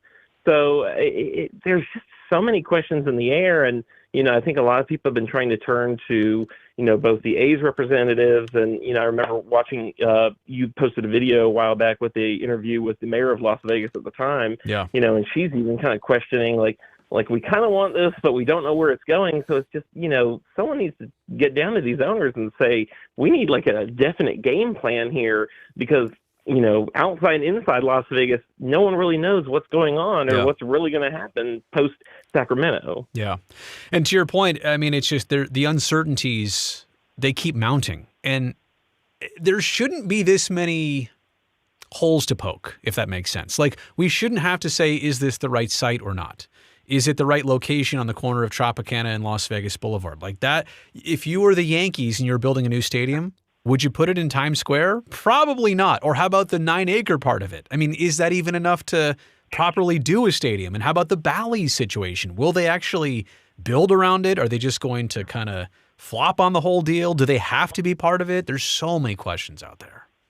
It is, and one of the things, and I've heard with conversations with locals, is that a lot of people are wondering, we have the Super Bowl in Las Vegas now. That was a big deal to, finally have it there. What they're bringing WrestleMania, I believe, later this year. So, those are kind of like two big draws in. Yeah. But I think a lot of people are kind of wondering, is Las Vegas losing their shine when it comes to the sports world? A lot of concerns I also heard was around the Formula One event. The first year they had it, everyone was excited.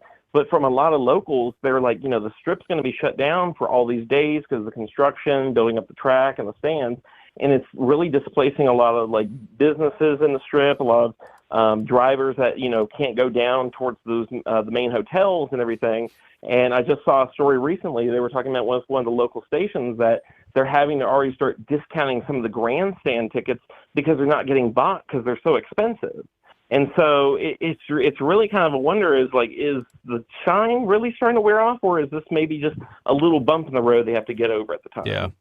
I think you bring up something that's so true. It's the fact that Las Vegas, in a lot of ways, though, is good at the one-off sports situations. Like you want to do it. I mean, and I know F1 was complicated, but when you actually saw it, you're like, oh, that looks pretty cool. Or the Super Bowl, and it works. Or you want to do an NCAA tournament or a Final Four, it works. But when you're talking about here's a full 81-game schedule of Major League Baseball, how's that going to draw?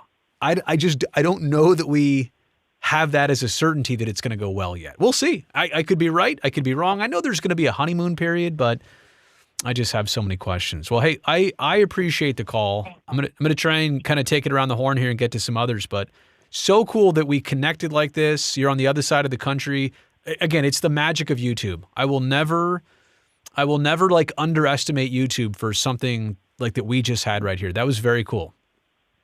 Of course, absolutely. And like Luke said a while back, we're going to see you on the road to 100K soon enough. I'm sure it's going to be right around the corner for you.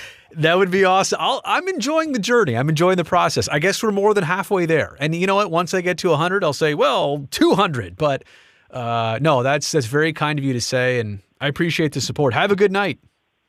All right. Appreciate it. All right. We are going to keep the phone calls coming. Got to turn back the do not disturb back off. So I turn it on during the calls so that call waiting doesn't go nuts. Real quick, Last Dive Bar. Shout out to LDB. I appreciate you. You know that already. All right, let's go here. Let's go there. From the 480. I think, is that Arizona? Who's this? Hey, this is Steven. How are you doing, Brody? I'm good, Steven. Are you in Arizona? Is that right? Scottsdale? That is correct. I'm in the Phoenix area. Look at that. Well, yeah, that's right. I pretty much only kind of go straight to Scottsdale. That's unfair of me to say that. I knew it was Arizona. How's it going tonight? It's going great, man. How's the live show going for you? You know, I'm a little bit rusty. Pushing the right buttons most of the time, pushing a few wrong buttons. I said this at the beginning. I haven't done a live stream in 11 months for some reason. When I looked it up to see when was the last time I even did this, it was back in January. And back then I was planning on doing more. And then life just got in the way, and the baseball season went haywire, and my own personal life and professional life. So anyway, I'm back. I'll do one tonight. I'll probably do another couple in December, but it's good to talk to you. So Arizona, you Coyotes fan, or what's going on? Coyotes, I know it was a sad day when we lost them to Salt Lake, and I'll tell you, man, I'm a big Diamondback fan out here as well. Obviously, you being from the Bay Area, you've had the pain of losing a franchise with Oakland. I know there's a lot that kind of hangs in the lux there. But, there's been a lot of rumblings about is there the potential that the Diamondbacks could see a relocation? And I saw that you did a video not too long ago about the potential with the sticky situation with Maricopa County and the lease expiring. And just kind of curious. I mean, Phoenix metropolitan area, obviously, we've seen a lot of growth, a lot of influx of people. It's kind of still surprising to me that we consider Arizona a small market, considering all the population increase. But just would love to hear your thoughts on what you think is the future for that organization as far as trying to get the stadium situation figured out, potentials for relocation. I heard you brought up places where the Coyotes were considering building in Tempe and whatnot. Mm-hmm. So, I mean, what are your any thoughts or ideas? Yeah. 'Cause, I mean, yes, the downtown Phoenix area, I do agree, has actually really kind of rejuvenized, especially after COVID. A lot of nightlife out there now, and it is a popular area. Okay. It's got a lot of potential, and just kind of curious what you think about everything moving forward there. Well, I'm going to lean on you for some of the geographical questions. So let me ask you about some of the different areas that I know about. But it's funny, when you said it's kind of a sticky situation, you know what's sticky down there? The roof at Chase Field. Like they can't open and shut it, from what I understand, when fans are in the building. And so they had, during exhibition last year, at the beginning of the 24 season, they had a game that actually they had to stop and rain it out. Right. That Chase Field, the roof can shut, but they couldn't shut the roof because it was open, and then the rain surprisingly came and they couldn't shut the roof. My point is, in all of this, they've got the issue of the outdated stadium. It probably needs a spruce up.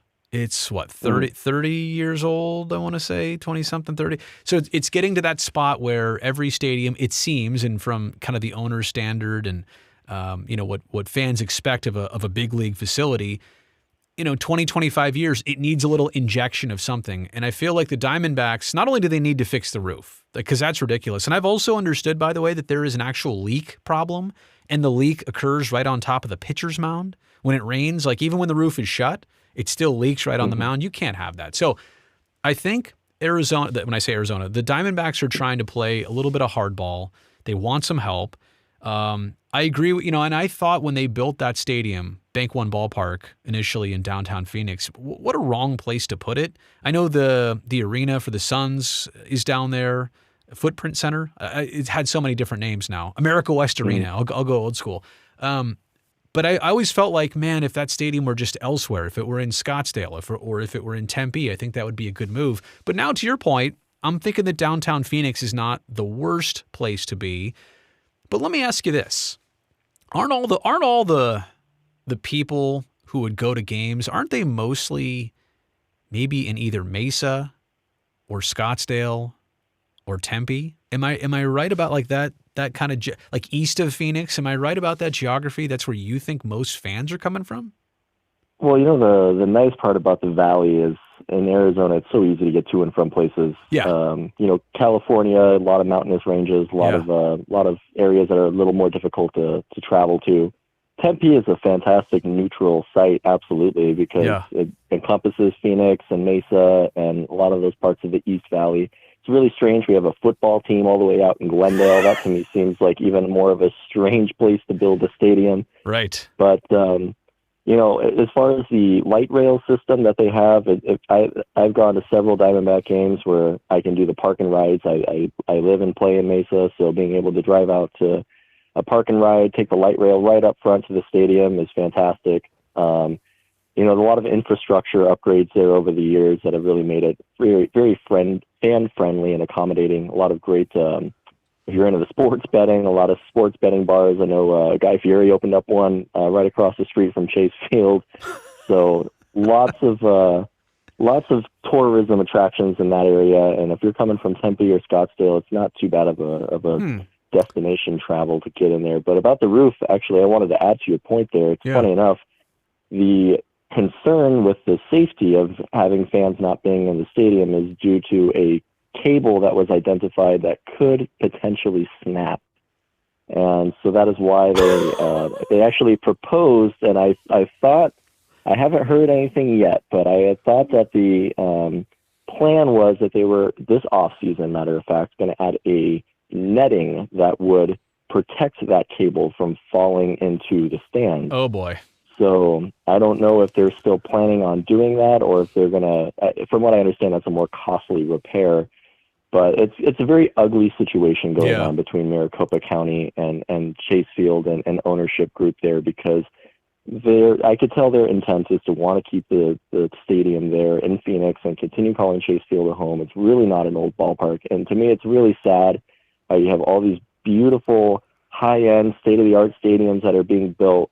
Intuit Dome recently with the Clippers, and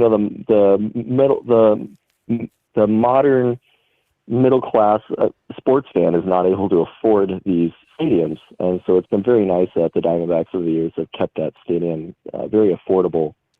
And I just, you'd hope that they make the necessary repairs and can figure something out to split the cost with the county. There's been a lot of ideas entertained about a sales tax for sales within the stadium that would help contribute to the fund of maintenance. Right. I guess that's not out of the question. A lot of other organizations do that already. And so, you would think that with enough time and effort, you could come up with a solution. It is a nice stadium, and yes, there's a lot of seating in there, maybe a lot of room that you could do to make some big upgrades, kind of like how Matoshiba did when he took over with the Suns, with the whole remodel and everything with the Footprint Center. It's a beautiful place to enjoy a basketball game now, and hopefully we can get the same down here. Yeah, and I was also thinking too, one of the other factors for the Diamondbacks is they not only want to fix up the stadium internally, but I also think they're interested in what every team wants these days, a ballpark village, right? They want to surround their stadium with other restaurants and real estate that they own, and they can capitalize on game day because people are coming there and they want to benefit from that. So I remember that being part of what the Diamondbacks were asking to do was to generate a little bit something special outside the ballpark as an area and a district more than just, the ballpark being downtown. So. Absolutely. And hey, I just want to say thank you for taking my call. Absolutely. Your channel, I actually discovered randomly through the YouTube algorithm of all things. And, I've been following a lot of the stories you've been having. It's interesting seeing what's going on down there in Tampa. I would continue to follow that. Yeah. And I thank you for your time. Hey, appreciate it. I love these live streams, so please keep doing them. And your quality is absolutely top notch. Very professional, stunning work. So keep it up, man. I enjoy supporting the channel. And I'll just say this to you: thank you for taking the actual initiative and time to dial the number on the screen. Like some people I know are watching and they're just not into it, or they didn't want to talk to me, and that's fine. Thank you for being somebody who actually picked up the phone and reached out. I really do appreciate that. That's awesome. Yeah, I only had to call about 67 times, but I'm glad he got on. Well, now that part, I'm happy, but I'm unhappy about that. I want it to be easy to access me, but I'm happy that a lot of people are trying to get on and do it. So have a great night. Appreciate it. And I hope you guys get your hockey team back, and I hope the Diamondbacks stay there forever. So I really appreciate it. Thank you very much. All right. Bye-bye. I am going to dismiss that call, turn the do not disturb back on. Oh, the live chat, last dive bar's in there, by the way. Shout out Rob, happy birthday, NorCal Nodders. Oh boy, here goes my phone going crazy with 3 different calls here. All right, from the 510. Good evening, who's this? How's it going? It's Isaac. Oh, say it again, who's this? Isaac, what's going on, buddy? How are you? pretty good. What's on your mind? You're in my favorite area code, the 510. So I don't know. Let me guess here. Fremont, Hayward, Oakland. Born and raised. I should have just guessed at the heart. I should have just guessed at the heart, man. I was gonna go Berkeley next, El Cerrito. Anyway, Isaac, what's going on, man? What you want to call in for?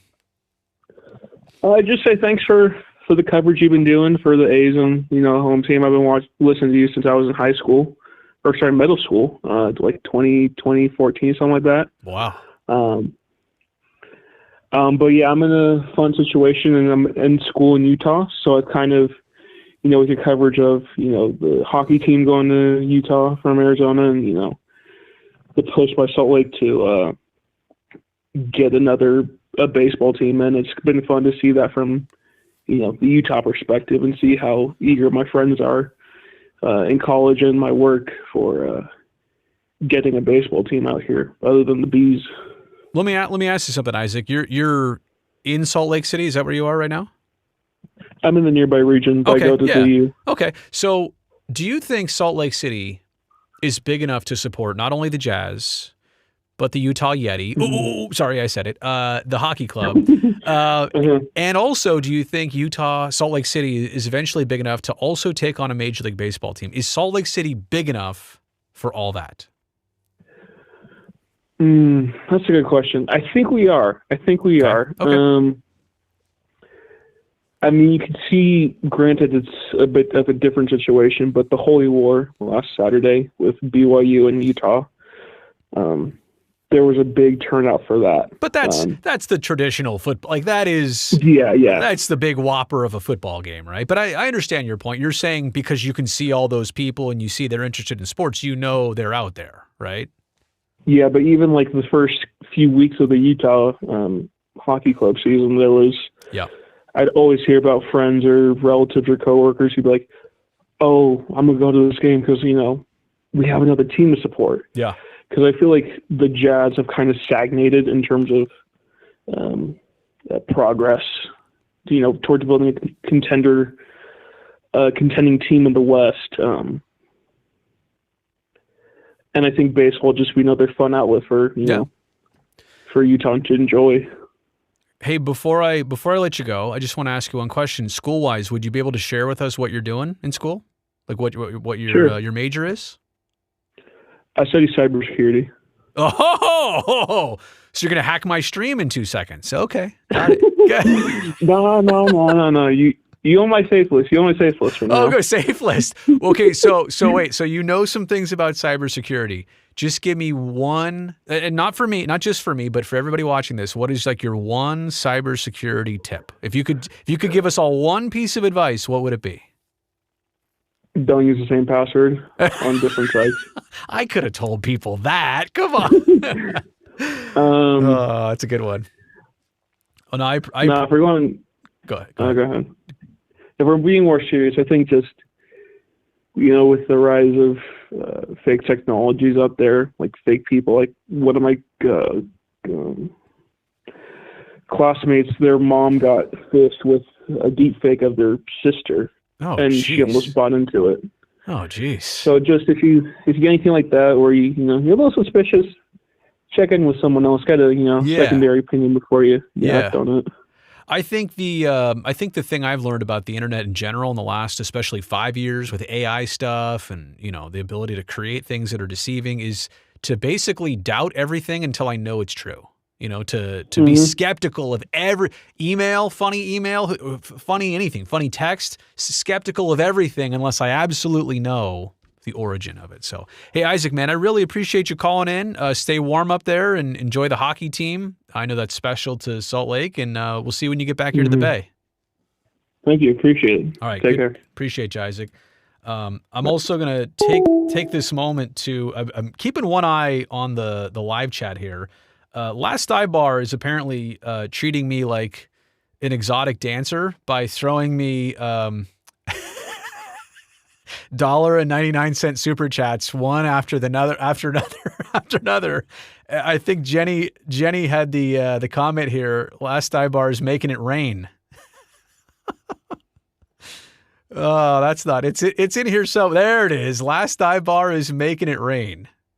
Jenny, I appreciate that. Oh, when's NorCal Nodders going to make the Brody bobble? You don't want to waste your time on that. Like, you want good, well put together human beings as bobbleheads. You don't want this sloppy mess. And by the way, if you ever do, make sure you get the grays in there. I'm okay with the grays. A little salt and pepper on the cheeks. That's totally fine. All right, turn Do Not Disturb back off. Phone calls. Uh-oh. Phone calls are ready again. Let's see here. Decline that one. And from the 347, who's this? This is Mac. Mac, how are you, buddy? Hi, how are you? Did I get that right? It's Mac? Yeah, MAC. MAC. What's going on, Mac? Where are you? I am in New Braunfels, Texas, just just north of San Antonio. All right. And what's going on out there tonight?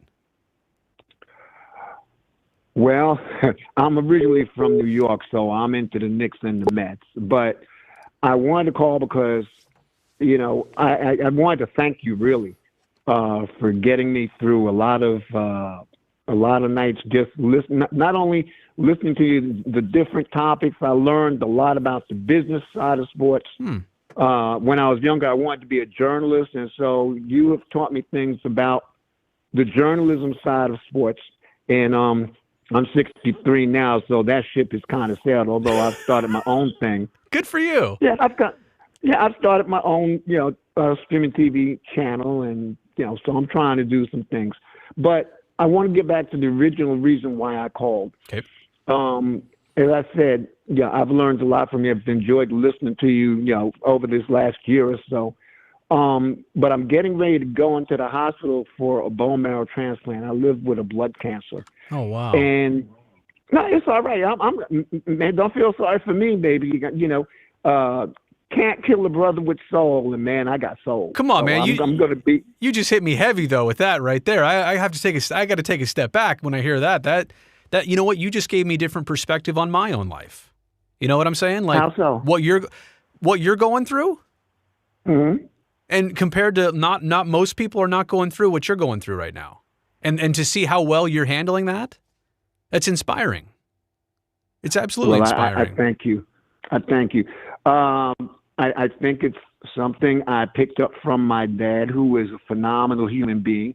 Over the years, I think without either one of us knowing, he was preparing me. He was teaching me how to handle adverse situations, even something serious like this. So I have no fear. I have no worries. The people who know me, I keep telling them, come on, man, you know I ain't running away from this, right? But good for you, though. And I'm glad to hear you've got such a positive approach on that. I'm just happy I got a chance to speak with you because, like I said, you really have helped me get through this. I just enjoy, listening to what your topics are. I love the presentation. It's just very easy to follow. You just have a way of presenting things in such a way where it just makes it real easy to follow and understand, whereas some of the topics can be very difficult, but to my way of looking at it, you make it real easy. Thank you. I haven't really caught up. I don't know exactly what you're dealing with or if you made it public. I know that you're leaving or maybe you've already left the newsroom. NBC Sports. Yeah. So that happened already? Yeah, I was done with that at the end of baseball season after 16 years. That was the last of the Oakland A's and the last of me at that network. So yeah, but it's been a little month and a half or so, and I'm figuring some new things out. So we're making some progress. We're not there yet. We're not ready to call anything official yet, or we don't have anything locked in yet. But working on it. So, but like I said, see. As much as I'm going through that, like, again, not to make it all about you, but you're going through so much worse. And I'm just inspired by the fact that you're upbeat about it and you shared that with me. And were you going to go somewhere else with that, or you just wanted to let me know about that? Well, I just wanted to thank you because you listening to you on a regular basis, it has been, to me anyway, it's been a big part of me coping with this. And, not so much in a sense of, well, this is Brody helping me take my mind off. I don't mean it like that. That for me is easy. I got that wrapped up. But I just mean it in such a way where,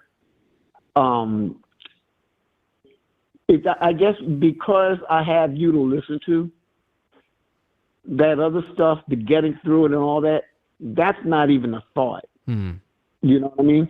Because looking forward to your YouTube videos, I look forward to that every day. You know what I mean? So that's really what I want. But I'd like you to help me with something. Yeah. I've been fortunate enough to interview guys like Nate Archibald, Otis Birdsong, Tree Rollins in the NBA. I'm getting ready to do an interview with Derek Gervin, former basketball player. And I'm getting set to do an interview with another friend of mine, Neville Shedd, who you might be familiar with. He was on the Texas Western basketball team that beat Kentucky, was it 67 for the national championship. He and I are friends, so I'm so proud to say that he's a friend of mine. And I'm getting ready to interview me, but I'm going to ask you to just give me a couple of quick moments, because I want to ask you a few questions. Okay, let's do it. Let's do it. And forgive me for the lack of preparation, but this is something that kind of hit me just now. All right. Your favorite baseball moment involving the Oakland A's at the Oakland Coliseum? Do you have one? If they were to win the World Series in '89 there, but they didn't clinch it there, for me, I was able to go to one of those World Series games in '89. So seeing that as a kid, like seeing what the World Series was all about, I think I might have gone to a game in '88 too. But the real one for me is game 162 of the 2012 regular season. The A's had just swept the prior series. They were about to sweep the Texas Rangers. They clinched a playoff spot in game 160. They had the ability to win the Western Division if they won game 161, and they would clinch the West on the last day of the year if they just beat the Texas Rangers. They were down in the game. There was a fly ball hit to Josh Hamilton in center field. He dropped the ball. It was a Cespedes pop-up. And just like that, the A's win, and you're like, this is like a weird destiny. I mean, I'm getting goosebumps just thinking about it right now. And I got to work that game and all the games that year, and it was just a magical season. And you know what? The Giants ended up winning the World Series in 2012. So the A's didn't have the storybook ending, but if you followed that season start to finish, and even until the playoff series against Detroit, which they lost, it was just so magical. It was so out of nowhere. It was so special. So my favorite memory of the A's, probably of my adult life, was 2012 and watching them win the West in game 162. All right. Okay. I'm going to ask just one more question. Okay. Down. I'm going to let you go. Appreciate it. So that's most memorable. Now, what about overall just Bay Area sports? Because I know you're a big hockey guy. I don't follow hockey as closely, so you're going to have to kind of take me by the hand when it comes to hockey. But just Bay Area sports overall. What is your biggest memory, and what is your biggest takeaway from that moment? It's hard to pinpoint an exact moment because, look, the Giants have been good. The Giants had Barry Bonds. The 49ers had Joe Montana and Jerry Rice. And I think we're watching, if I could give you a weird answer here right now, it's going to be this. It's not even one single moment of Steph Curry, but it's the body of work of Steph Curry. And I don't know if you saw the game last night at Chase Center against the Mavs. And, it's Klay Thompson's night, right? Klay's first game ever against the Warriors. And shimmy. Yeah. And Klay gave him the shimmy. And Steph gave him the night at the end. It was it was cemented in my mind last night that of all the great athletes that the Bay Area has ever known, I mean, and let's go back to Willie Mays, like however long you want to go back. Steph Curry might be the most impactful athlete the Bay Area has ever known. So I know you were asking me more about a moment. It's basically all of the big Steph moments. He has the ability to change basketball like he did with the three-point shot. He's got the ability to change a franchise like he did with the Golden State Warriors. I mean, they were in the dumps for more than a decade. With the exception of the We Believe year, I mean, the Warriors had a bad reputation before Steph Curry. And so he's changed so much. And I guess what my point is in all this, as we kind of get to the end of his, eventual end of his playing days in the NBA, wow, we have been so lucky for him to watch him for so long with one team. And so I kind of put him on a pedestal above Montana, above Bonds, above pretty much everybody else. And that's saying a lot. Wow. So yeah, it is. Excuse me. Yeah, it really is. Let me one last question. Let's keep this on Curry. Okay. There is this perception out there, and I'm not saying whether I agree or disagree, but there is this perception that that Curry, in a sense, has ruined the game of basketball because it has become a three-point shooting contest. Yeah. Drive the ball instead of laying it up when you're wide open. You're kicking it out for three. Excuse me, for three. Yeah. Do you share that sentiment? I mean, do you kind of hold him responsible for changing the trend situation that basketball is in right now? I think. Well, I'll put it to you this way: if he was bad at it, nobody else would copy it. This is true. He and Klay and the Warriors, and whether it was Mark Jackson as their coach before or Steve Kerr as their current coach. And even, I mean, you've got a Warriors team where like Draymond is chucking up threes and Kevin Durant is a three. Like, look at Kevin Durant. Look at his physique. Does that look like a basketball player that should be on the other side of the three-point line? He should be down low on the block, posting up on dudes, turn around, drop step, dunk. There's 2 points. No question about it. But to your point, like the fact that the Warriors are putting up 40-something threes a night now on a regular basis. I have a video on this I recently did. Do you know that in the NBA, when the three-point shot was initially introduced, in the first 5 years of the three-point shot, it was seen as such a novelty that each team averaged only about 2 or 3 three-point attempts per game. That's it. So we've gone from 2 and 3 three-pointers per team per game to now 40 and sometimes 50 three-pointers attempted per team per night. That's like 80 to 90 three-point shots in any one particular NBA game. It's ridiculous. So do I think, am I okay? You know what? Am I okay with it? Yeah, because you know what? If you're going to take that shot and never hit it, that's on you. But if you have the right shooters, I think shooting the basketball from a distance, the jump shot, the three-point shot, is a skill thing. I would much rather see a skill thing than the way basketball was in the early 2000s.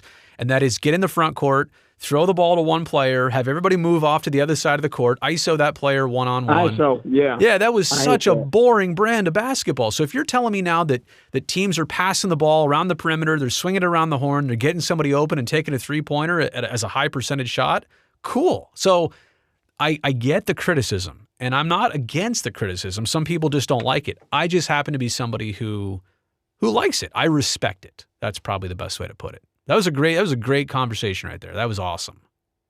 Well, again, I appreciate your time. I know you got other callers that are calling in, but thanks again. I'm going to hit a few more of those callers. You be well. Take care of yourself, please. Okay. And I want to keep up. I hope to talk to you down the road. All right. The very best to you. Likewise. Success. All right. Thank you very much. Bye now. I mean, the callers tonight, I'm so glad I picked up the phone and we're doing it like this. There have been some exceptional phone calls. By the way, phone line's back open. It rarely ever happens like this where there's three at once. From the 925, who are we talking to? Mr. Brody Brazil. Yes. Nice. Hey, you're Castro Valley High, 1998? Close, right? 99. Wait, am I talking to somebody who I know here? I was going to say, can you talk more so I can recognize your voice?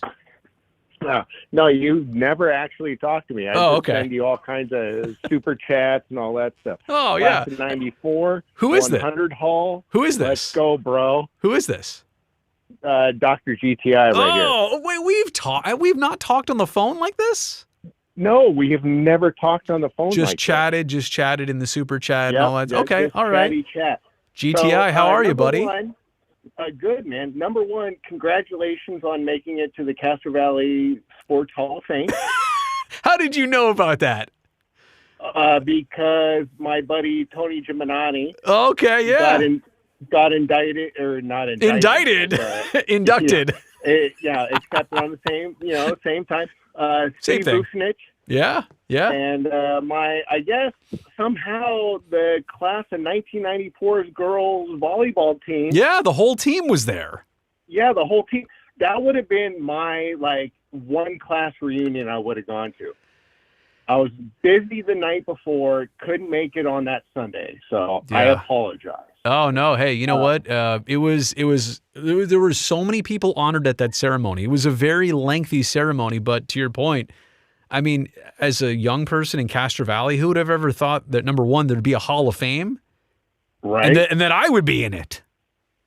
It's the craziest thing. My mom called me the next day. She was actually at the ceremony along with my stepdad because of Voos. Okay. That she's like, you should have come. I was like, great, thanks for telling me now. Yeah, one day late. Right. What? Hey, we made a conscious decision. We'd already been out the night before. We weren't going to be in the best, So, anyways, what's on your mind? When's the meetup at LVK airport for the meet and greet? My stomping grounds, huh? You know what? I really want to do something for the channel. And we just passed 50,000. We're going to hit 60,000 here pretty soon. I would love to do an in-person type event. It's so much to bite off and then chew on, you got to set up the venue and you got to actually make sure people are going to come. And then how do we make it so that I can actually make it manageable, right? And I don't mean this that I'm so popular, but what if there's too many people and I feel like I'm too spread out, and I maybe it should be capped off at a certain number, but then I don't want to make it too exclusive. So, and there's a lot of excuses. You're also right about that. You know what? I'm not even going to say you're wrong. You're right. I'm probably overthinking this, aren't I? Yeah. You are already a busy MFer. Well, there's that too. Yeah. You got a lot going on, and I know that there's a lot of other stuff going on. Yeah. In your world, but hey, I don't know if you can hear that. I can. Yeah. Hey, Castro Valley, baby. Let's go. That's more than a golf clap right there, so I appreciate it. Hey, doctor, can I call you doctor? Yeah, you can call me doc. I'm a computer doctor. That's fine. That's fine. It. Is that what you fix computers? Oh yeah, I'm all over the computer industry doing nonsense, whoosy what stuff. So. Do you hate Macs or PCs or one or the other, or where do you stand? Oh, that's a good question, because my answer for this is I'm a Mac guy. I work on PCs and Linux to pay the bills. There you go. Yeah, I'm the same way. For my creative stuff, for my production stuff, Mac is just where it all is. And a lot of times when I was doing TV stuff, and we have systems that work on Windows and PCs, and it's like the business side, right? It's like a mullet. Business in the front, party in the back. Right. Party. Here's the PC. Front, here's the Mac. Yeah. Hey, just for you, I got a little aluminum cup here. You can't see me on video. Okay. No. We're not doing video stuff. But not I got yet. an aluminum cup from a Sharks game. Nice. That I'll have a little sip of beer from. Nice. Well, you You can pour one out at the end of my live stream if I can make it another, I don't know, No, 30 I'm not 30 pouring minutes. any. Yeah, don't I'm waste not it. pouring Don't any- waste it. No, I'm not pouring any beer out. Don't do that. But couple things. Yeah. Gonna miss the A's. Yeah, me too. Really gonna miss the A's. I know you mentioned a couple weeks ago, or a couple movies, things ago, that you pulled a little clubhouse duty I did. back in the day. Yeah, I did. I got to work in the How'd you A's like clubhouse. Yeah, how'd you like washing them sannies? I think I had gloves on, so we're good, you know? Oh, no, I didn't have sannies when I worked there. Oh, really? Oh, yeah, you just went straight for it. I was back in the Frank Sinchek, Oh, really? Steve days. Really? Yeah. You're an OG, doctor. Oh, yeah. Yeah. Small world. I was back in the old days of the voice of God. Roy Steele. Oh, wait, maybe I can... Yeah. Maybe I can do it here on my super chat voice. You probably can't hear that at the effect, but I put a little effect on it, so. Okay. Well, I'll go back and watch the video, but Doctor, I appreciate your call. I'm gonna try and get a couple more in. Oh, yeah, perfect. But hey, Rudy, thanks, Brody. Rudy's Donuts on me. Rudy's Donuts on you. We'll see you in 100 Hall, son. There you go, son. Thank you for sunning me. You too, doctor. Oh, the Castro Valley connection. Sorry, you know what? I've been keeping an eye on the super chat. I really have, and I appreciate everybody for being there. Maybe let's see here. I know a phone call is going to come. Look at that. So after this phone call, maybe I'll get back to the super chat, and we'll do it that way. All right. From the 510. Good evening. Who's this? Can you hear me? I can hear you. Yeah, who is this? Hey, what's up, Brody? I've called before. This is Bamboo. Hey, Bamboo. Oh, yeah. I'm in the chat. The soldier. Yeah, I just wanted to... Yeah, how you doing? Good, man. How are you? Pretty good. I just wanted to say it was nice to see you're doing this live. Yeah. And I think I don't want to take up too much time, but I just wanted to say so much thanks for the coverage you did about the A's. They're, basically a part of me, like all you guys listening chat.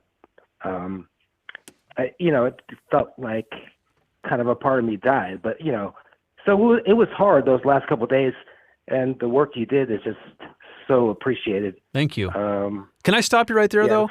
When I heard what you were saying and the way you were saying it, and you kind of said it felt like something in me died, and then you kind of moved on. Yeah. Because I feel like we are all at that spot where we're not comfortable to say that, but in reality, that's what it was. Like something with all of us did die.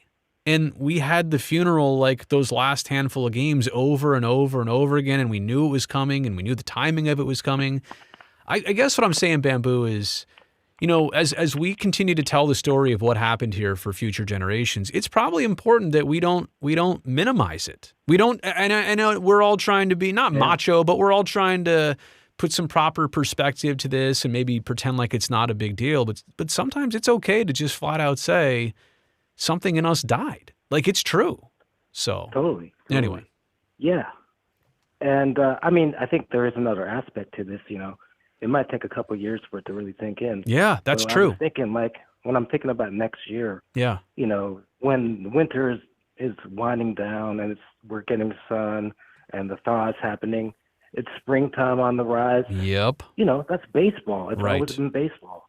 And then it's been Oakland A's baseball. Yep. And so, I don't know. It's going to be kind of hard, in that period, next year in the springtime when baseball is springing around all over, but there's going to be that void, and I think the void is always going to be there. It's going to be a little while, really, for it to fully sink in, even though maybe it did sink in kind of already, but I think there's other layers of that. I've been saying this. Sorry to cut you off. I've been saying the same thing to people. Two things about what you just said. The first is that we're going to be talking about what just happened here for the rest of our lives. And maybe not as much, in 10 years and 20 years, maybe we won't talk about it as much. But this is a topic of conversation that for people of, maybe similar age and who went through this, we'll be talking about, do you remember the Oakland A's for the rest of our lives? And the other part about it, what you also just said was we realize what just happened. But I think there's going to be a whole nother wave of emotions, to your point, come April and May, and driving up and down 880 and looking over at the Coliseum and knowing that it's just a shell of a building. I mean, then the Roots and Soul will be playing there, whatever, but the A's will not. And I think that's another kick in the shorts that we're all about to feel early next year. So, sorry about that. Continue. No. Don't be sorry at all. I'm just grateful that you even took my call. I was able to even get in. I love it when you do these call-ins. I'll just kind of cut it short. I know other people probably want to get in, and you don't want to stay up all night, but thank you for all the work you do, especially regarding the A's, man. It's like really, there's moments like, it really hit you, especially some of those interviews you did with like Stu and, all those guys, Bip Roberts, and I know I'm missing a couple of names, but Shooty Babbitt, him too. Yeah. I mean, I was feeling it too, so I was right there with you. I just want to say thank you. Well, Bamboo, man, I appreciate you putting it that way and being real and being a supporter of the channel. I've seen your name pop up here for a long time. As the commenter Beans Brown just said, Bamboo is an OG. So I can. Berkeley, born and raised, so like I'm East Bay. Yeah, maybe man. I'll run into you one of these days. Absolutely. No, you definitely will, and I do want everybody to know that. I had somebody earlier today. I was out with my parents and my son. We went bowling after my son was out of school, and somebody was off in the distance, and I didn't really see this person like staring or anything, but he came over and said, "Sorry, I have been staring at you. I just wanted to make sure it was you." And he just wanted to say hi. He was an A's guy, and the point being is that if we ever do see each other, man, don't ever hesitate, because I will love to share that moment actually in person. So. Appreciate you, man. I'll say a quick story. Like, I was lucky enough to run into Ricky Henderson last March. So this year, my childhood idol, and I always wanted to. It was always in my mind. If I ever saw him, I would love to just shake his hand and say hi. Yeah. And he came into my place of work, and I was kind of shell shocked with starstruck. Yeah, of course. So it happens, man. People are around, and we love you, man. I love you guys in chat too, and hopefully you can do.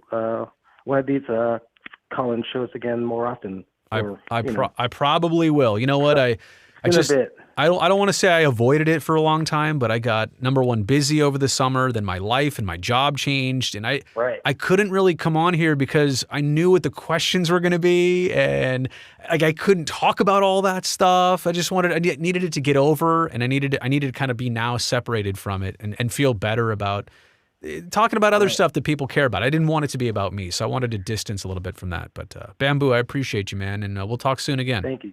All right. Yeah. Peace out and have a good night. Thanks. You too. All right. Checking in from Berkeley. There's Bamboo. All right. Let me get back to the. Let me take the. How do we do this here? How do we do this? Take the live chat or take the phone off. Live chat on. See, this is what happens when it's just me. John was talking about that's why I don't want my White Sox to sell. And again, here on this YouTube channel, I talk a lot about teams and stadium stuff and business stuff and contract stuff, but relocation. And now that I've gone through it firsthand, it hits differently. And for as much as I ever approached a relocation story about a team doing this or that, it was just me repeating what I knew, and there was no connection or emotion to it. I understood that the Cleveland Browns left in the middle of the night and they became the Baltimore Colts. And I understand that, the Montreal Expos left and became the Nationals for like the third time there was a baseball team in Washington, D.C., like the third iteration. But I understood it, but without actual, like a tangible experience to it. And now I get it. And now I see it in a totally different way. And now, John, to your point, that's why I want to raise the flags of when things are going on. And when a Jerry Reinsdorf talks about maybe selling the team or trying to build this new ballpark at the 78, but I also want $2 billion of state or city or county money to make it happen. Like, that's how things start. I just witnessed this whole process from start to maybe finish. Is it finished? I don't know. The point is, I've seen how it starts, and I've seen the way that sometimes other people will leverage what just happened to hopefully make them get what they want out of a situation. And so that's why I'll continue to cover things like the White Sox or any other team that's contemplating relocation or a team sale or anything like that. Because it all to me hits totally different now than it ever used to be. The Arizona Coyotes is another situation. What just happened down there? And there's so many parallels between what the Coyotes did, moving to a temporary spot for a college arena while they tried to build the new place. It's just like the A's going to Sacramento while Las Vegas is yet to be fully finalized and shovel in the ground and building going up. Do you think the Coyotes will return in the 5-year span they get a new arena constructed and a new ownership group as well? Plus, I hope an expansion draft happens. So, Eli, let me just say it like this. I think that agreement, the 5-year thing, the promise, that was with Alex Murillo specifically. He's backed out. He's done. In fact, he's now trying to build this new arena in Reno to move the Tucson Roadrunners, I think, of the AHL up to Reno, and he's asking Reno for money. To get, he just got $1 billion for selling the Coyotes. I don't know if it's necessarily going to be in a 5-year time span. I said before earlier on this live stream, I do think that the NHL wants to get back to Phoenix. It's got to be high on their priority list, but it's not that same deal. The prior deal was if Murillo gets an arena going up in 5 years, he gets a team instantly back. No ifs, ands, or buts about it. That was part of that transaction, but he walked away from that. So now there's no 5-year deal, but I do think that the NHL is looking at Phoenix, looking at a potential ownership group. If it's Toshiba, if it's somebody else, they'll want to do it with the right person for that market and to do it the right way. Now, they do still have to build an arena. Can't use Glendale anymore. They're not going to go back to that. Will it be in North Scottsdale? Will it be in Tempe? I mean, I thought Tempe was an amazing spot for that. But voters didn't like it. So it's up to them in the way that was conceived and the execution on that vote. Felix still thinks Arizona comes after either Houston or Atlanta. I will say this. I know who the obvious players are. It's Arizona, Houston, and Atlanta. And Quebec City, I know, is going to always be wanting to be in that conversation. Realistically, are they? I don't know. I've heard people say Hartford should get a second chance. I don't know. I don't know that going back to every single market you vacated before is the right answer. Oh, I'm sorry, Luke. Colts moved to Indy. When I said the Cleveland Browns, I meant Baltimore. Sorry. That's my bad. The Baltimore Ravens. I don't know. How did I get that one mixed up? Colts moved to Indy. Baltimore moved to Indy. Yes, and then Cleveland moved to Baltimore. See, look how stupid all this stuff is. And the fact that I have to know all of this because I'm the relocation expert now for professional sports. All right. You know what? I feel like I might have abandoned the live chat for a little bit too long. I feel like there's other comments and side chats going on here. Maybe I should just go back to the phones. Should I go right back to the phones for a little bit? Should I do it for one final push? I'll tell you what, I'm going to stay on this stream until 9:30 at the latest. I just turned the phone back on. So if you want to call in, there's the number. We can do a couple more phone calls. I guess I just enjoyed the phone calls for a bit. And I got so far behind here on the live chat. There we go. All right, we're going back to the phone. 619, what's going on? Is that San Diego?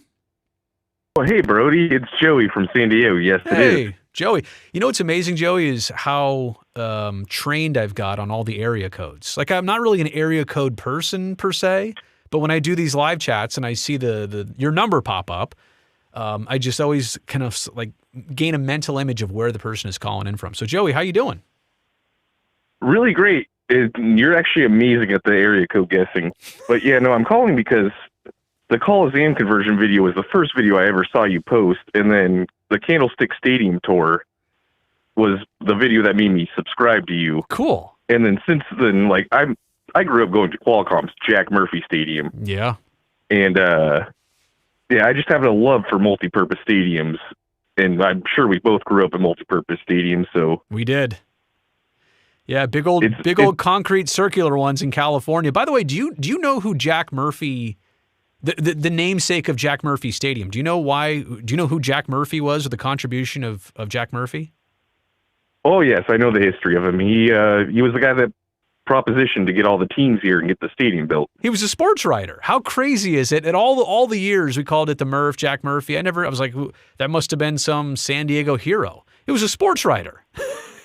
Like, how inspiring for somebody in my field to be like, they could name a stadium after you if you bring a team here? So anyway, sorry, got sidetracked. It could be you someday, hopefully. Yeah, I was Brody Brazil Stadium at Howard Terminal of Oakland. Hey, I wanted to ask you, because I'm sure you've got something to say too, but before you get there, the thing with me in San Diego is this. I look at the Padres' success and attendance and hype and how much people down there, they love that baseball team. And right now, quite honestly, it's basically all they've got. I feel like the Chargers moving from San Diego to Los Angeles, and Los Angeles would have rather had the Raiders move there than the Chargers. I feel like among all the disappointments of sports relocations, and I made a video on this, like the A's are up there and what's happening with the Oakland A's, or the Athletics, but the San Diego Chargers moving from San Diego seems wasteful to me. That never should have been allowed to happen. Indeed, I agree with you on all that, and that's what I was actually calling about originally was, I think San Diego was like the reverse of what happened in Oakland, except the Padres stayed, whereas the Raiders didn't. Right. And then the Chargers just straight up left, and I think all of us Chargers fans can feel the pain that the A's fans feel now. And it's been 7 years since I could even watch football again. Really? Tough. Do you think most San Diegans are like that? Like they still have a disdain for football? Like they can't get into it anymore because of the Chargers?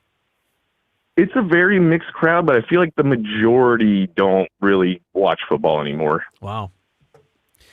It's really too bad. Again, I look at that market. I know it's great weather. It's great fans. There's plenty of people. They support their sports. They support their teams. It's mind-blowing to me that they let an NFL team just like, oh, we need 2 teams in LA, so we'll take you. And the Spanos family, right? We're in charge of all that. It seems like a money grab. And I will also say, it also seemed for the longest time that it was a mistake that Los Angeles had 0 NFL teams. And so they countered it by taking St. Louis and San Diego out of the equation and bringing them to LA. Anyway, I'll never understand that. And you probably can't either. Yeah, no, it should have been the Raiders and Rams at the very least back in LA, but yes, even then. Totally. LA doesn't really have the support for 2 teams, it feels like. Well, they just weren't even motivated. Like, they were motivated to get the Rams back. At least the Rams had some history in Southern California. The Chargers are like, wait, we don't want you. There was an opinion piece, I think it was Bill Plaskey in the LA Times said, we don't want you. Like, we, period, don't, period, want, period, you. Talking about the Chargers.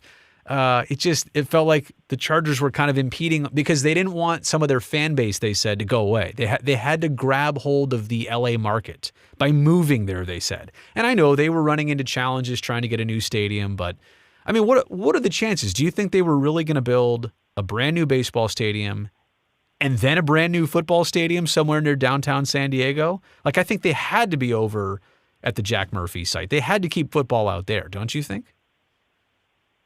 I think most people in San Diego wanted the Jack Murphy site just because it was so convenient to travel to. Right.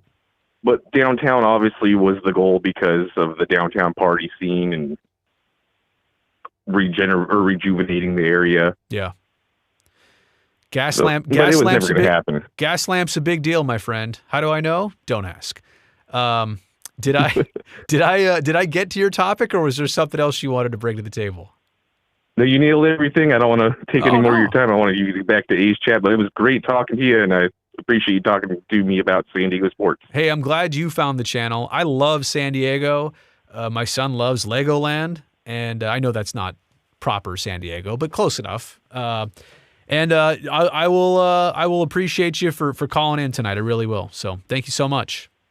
you and all A's fans are welcome here with open arms. We love you guys. Hey, you know what? Most A's fans are looking for a new team, so I will state the case. I'm A-okay with the Padres. It's a great experience down there. Have a good night. You too, Brody. Love you. All right, appreciate you. All right, we will get to a couple more calls. What did I say, 13 more minutes, and then I'm cutting it off? I'm just going to run out of gas. Plus, I actually have to go make some more videos, more YouTube videos that I'll record tomorrow. So, all right. Phone lines back open for just a minute here. And then we'll eventually get to closing it out. Watch, I'll get 3 calls at once. Probably like, ready? 3, 2, 1. Oh, nobody's calling me. Wait. Ah, there it is. See? I was off by a little bit. Oh, now somebody else is calling me. Good evening from the 801. Who's this? This is Tyson Price. Tyson, how are you? Where are you calling from, if you don't mind? I'm calling from Santa, Utah. Oh, Utah. Okay. So what's on your mind? I was thinking. I am wanting the Salt Lake City to get a Major League Baseball team. You said you're hoping that Salt Lake City does? Yes. Yep. I want Salt Lake to get the Major League Baseball team. Yeah.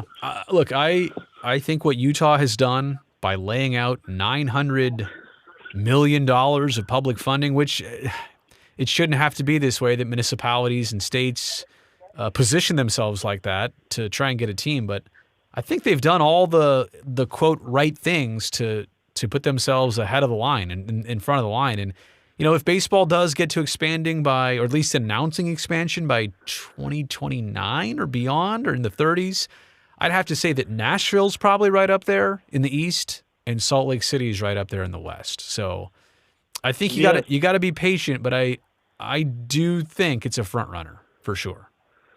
Yes, and I love airplanes. And back on September 1st of 2021, I got to fly from Salt Lake City to Phoenix to watch Arizona Diamondbacks play against the San Diego Padres. Nice. Look at you getting around. Yes, and then I also got to, back in May 2nd of 2023, I got to fly from Salt Lake to San Diego to watch the San Diego Padres play. I have a feeling you're a Southwest A-lister. Like yes. Oh, you are. I love Southwest Airlines. See, I knew it. Well, hey, you know what? I appreciate the call. Be well up there in Utah, and enjoy the hockey club. They're going to be called the Yeti, by the way. I'm not going to hide that from you. They're going to be the Yeti. And thank you for supporting the channel. Thanks for calling in. Yes, thanks. Have a great night. Thanks, you too. I love the fact that calls tonight are from all over the place. We had Georgia earlier. We had Texas a second ago. Obviously, California and the Bay. I'm going to get a lot of calls from 510, 925, 408, 415. But I love the fact that they are all over the place. Like, for example, here's the 289. Let's see. Good evening from the 289. Who's this? Hi, this is Tage calling, and I'm calling from Toronto in Canada. Wow, now we're going different countries here. Did you say it was Cage? Is that right? Yeah, it's Tage, yeah. Cage, and so how's it going? Do you want to talk hockey? Am I being stereotypical by thinking you're a hockey fan because you're in Toronto? Well, I'll tell you this. First of all, I'm doing good, and I hope you're doing well as well. Thank you. I'll be honest. The way I found your channel was, I'll just tell you a little story if you don't mind. Sure, go ahead. The way what led me to your channel was, I became a Warriors fan, right? And then naturally, I'd never been into sports before I found the Warriors, and then, I decided I want to start expanding my horizons. So, naturally, I figured, okay, well, I'm in Toronto, but I'm already supporting the Warriors, and I've got some family in the Bay Area as well. And I'm like, you know what?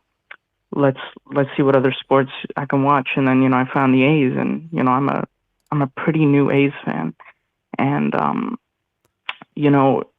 I've only been an A's fan for like 5 years, and then, seeing everything that has gone through, that's happened the past 5 years, I just, first of all, I want to give you props for the passion you've covered the team with and the depth of your coverage. I mean, you've hit on every point. And look, even though I'm not from the Bay Area, I feel almost an emotional connection to the city of Oakland because I can see what the team means to its community and the fan base. I mean, even on Twitter, it feels like it really does feel like a tight-knit community, and you see, I see these clips from Fans Fest and, the reverse boycotts and all of that. And man, I'll tell you, I got the chance to visit the Bay Area 2 years ago, and, it wasn't during baseball season. I did attend a few Warriors games at Chase Center while I was there.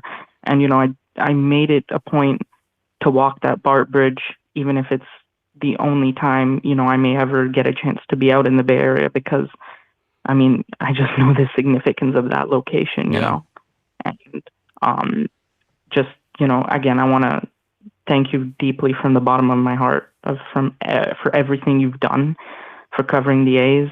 And I don't want to forget your Sharks coverage as well. I'm a bit more casual on the Sharks side of things, but hey, I mean, future looks bright for them. And you again, I associate your voice with those two teams being, a more relatively new fan of those. So again, just thank you for everything. Well, I appreciate it. And I understand your position on the Sharks. When you've got Mitch Marner and Austin Matthews to be fans of, you don't need the Sharks, right? Like you're good in Toronto, aren't you? Yeah. But it's crazy. The way you just spelled out the fact that you just kind of gravitated towards the A's at pretty much the worst time any fan ever could. What are the odds of that? You know what I'm saying? And I don't know if you've sat down to think about that, but what are the odds that you started to get interested in the Oakland A's and then, I don't want to say got to, but more like had to witness their demise, their ultimate demise as part of that? I mean, I don't know that it gets more unlucky than that. And I'll also say this too, Cage. Yeah. If you think about sports, teams and fans, you get used to losing a game. You get used to losing your favorite player. You get used to losing a playoff series, maybe even losing the title game, a Stanley Cup or a World Series or whatever. But losing your team is like a whole nother thing that, thankfully, only a small fraction of fans can even understand. That's crazy. Yeah, and, if I may say that, the part of the reason why I gravitated toward the A's was, not to shade Giants fans or anything, but, again, I told you how I started off as a Warriors fan. Yeah. To see the passion that was in Oracle Arena, and a quote from Stephen Curry stuck in my head. He's referencing the atmosphere of the Oakland Coliseum, and, that's the atmosphere he wanted at Warriors games in the future. And that's what gravitated me to be an A's fan, because even if I may, never get to attend a game in person, I mean, the atmosphere, you can feel it through the screen. You can see, you see these people on, whether it's on Twitter, Instagram, and, these are real people with very real passion for the A's, and it's something that really just made me want to support that team. And, especially with everything that's unfolded the past year or two, I followed all your stuff about Howard Terminal and, the Alameda County voting and everything, and the Port of Oakland and that stuff. But, now I'm in such a, it's a weird position because, look, I mean, sure, we got the Blue Jays here, but it's like, rooting for any other team is never going to be the same, and it's like, I share the sentiment with a lot of other A's fans where it's like, how can you really watch the MLB anymore? Because anytime you watch it, anytime you see that MLB logo, you are reminded of what was taken away from you. Wow. Are you a young person, Cage? Yeah, I'm 21. Okay, yeah, I mean, I could just sense in your just voice, and I don't mean to like judge anybody by that, but the reason I point that out is because the maturity of the things that you just said versus the voice, the actual, the projection of it, I was like, this is a very mature young person. So I guess that's a huge compliment is what I was ultimately getting at. But you get it. You get it. You totally get it, and I appreciate you for getting it.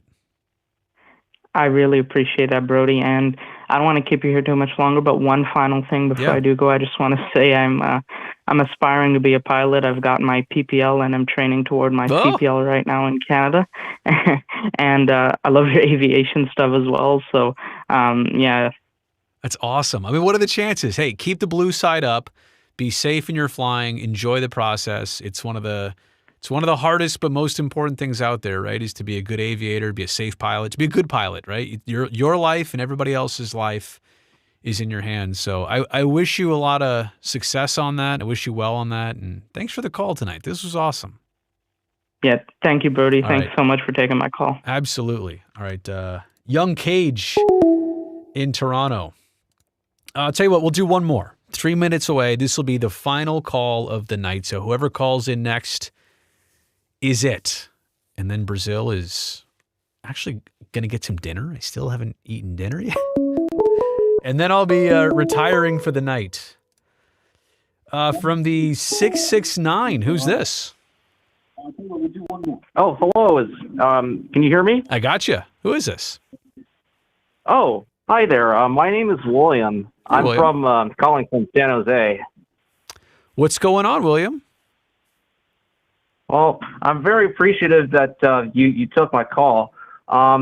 And so I actually have a couple of questions that I wanted to ask you. Okay. The first one is, I've been kind of like casually following like the Oakland A's like saga where, and as well as in the end as well, where the inevitable basically happened. Yeah. And I imagine that when like if you're a it definitely feels a lot like something has been just, ripped away from you, Yeah, for sure. And so, I wanted to ask, do you think that, maybe one day Oakland will inevitably host at the very least, like, one professional team?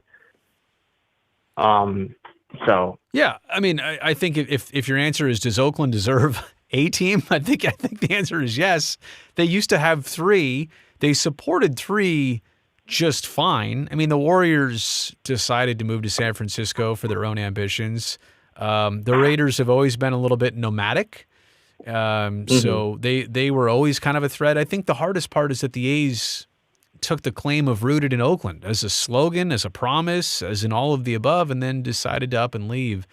I would say this. You've got the land in either the Coliseum site or somewhere like Howard Terminal. You've got the big companies and sponsors. You've got enough people and citizens and a healthy fan base. Honestly, I would say after another year or two after the A's toxicity and how people feel, is if it kind of subsides a little bit, you're going to get just a motivated fan base in the East Bay that's going to want to connect to something all over again. And the Ballers are that, and the Roots are that to some extent, but they're not the top level major league pro sports team. So to answer your question, of course, I think at least one thing could absolutely work depending on what it is, when it happens, and when it appears. Nice. Did you have something else? Yeah. Actually, a couple of other questions. Okay. All right. What is so I guess my next question would be, I imagine that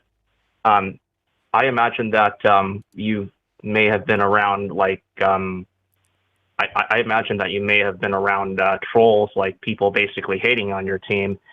And what is usually your response to that? Like, have you ever like encountered people like that? Because I do distinctly remember like people saying online about how like people are basically just making fun of you guys for being like an Oakland A's fan. But one thing that I really like about that really stands out about Oakland is that it seems to be like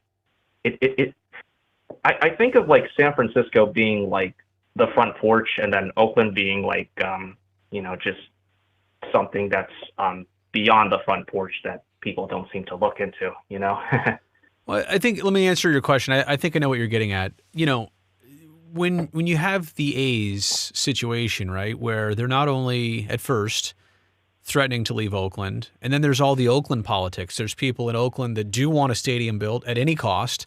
There's people in Oakland that don't, or that do want a stadium built, but at no cost to them or taxpayers or anything. And then you've got some people who don't even care about baseball. So you've got opinions from all over the place internally. That's just in Oakland. You go beyond that, now you've got the complexity of the Sacramento side, where Sacramentans feel like people from the Bay Area are dissing them because they think Sacramento won't work. And then you got Las Vegans in the mix for the same reason, saying, what, everything else works here. We're a major entertainment capital of the world. Do you think we can't do baseball? And people in Oakland say, yeah, you don't even know baseball. So it gets to be a lot of the finger pointing and we know better and geographical, almost like tribalism type deal. It's inherent, and also sports fans love to jab at each other too, and they're not always the most civil bunch, no question about that. My point is, of course, there's going to be trolls, there's going to be stuff like that all the time, and sometimes they'll just pick on you because where you're from. And also because your voice and your messages are effective. So you're the one that they're going to gravitate to and go after. So in my experience and, comments I see that I'm like, okay, that's pretty clear to understand what that is. Number one, I just shut them. I don't give them any time, attention, or any energy. I really don't. But you have to expect it's going to come with the territory, if that answers your question. Oh, absolutely. And it's definitely going to lead to my third question. And I know that this may kind of come out of left field, would be, I don't know, do you follow college football? I mean, I'm not I'm not an entire connoisseur, but I watch, of course. I pay attention to big games, matchups, interesting stuff. So I may not be in tune with wherever you're going here if it's too far in the weeds, but let's see. Oh, okay. So I'm a huge fan of the San Jose State Spartans, and they basically have a really big matchup going against the 13th ranked team in the nation, Boise State. And so the problem, however, is that I don't know. I feel like I'm kind of the only person that I know that is just a huge fan of it, and then you have the entire Bay Area kind of not really watching Brock Purdy. Yeah, exactly. I get it. Exactly. I get it.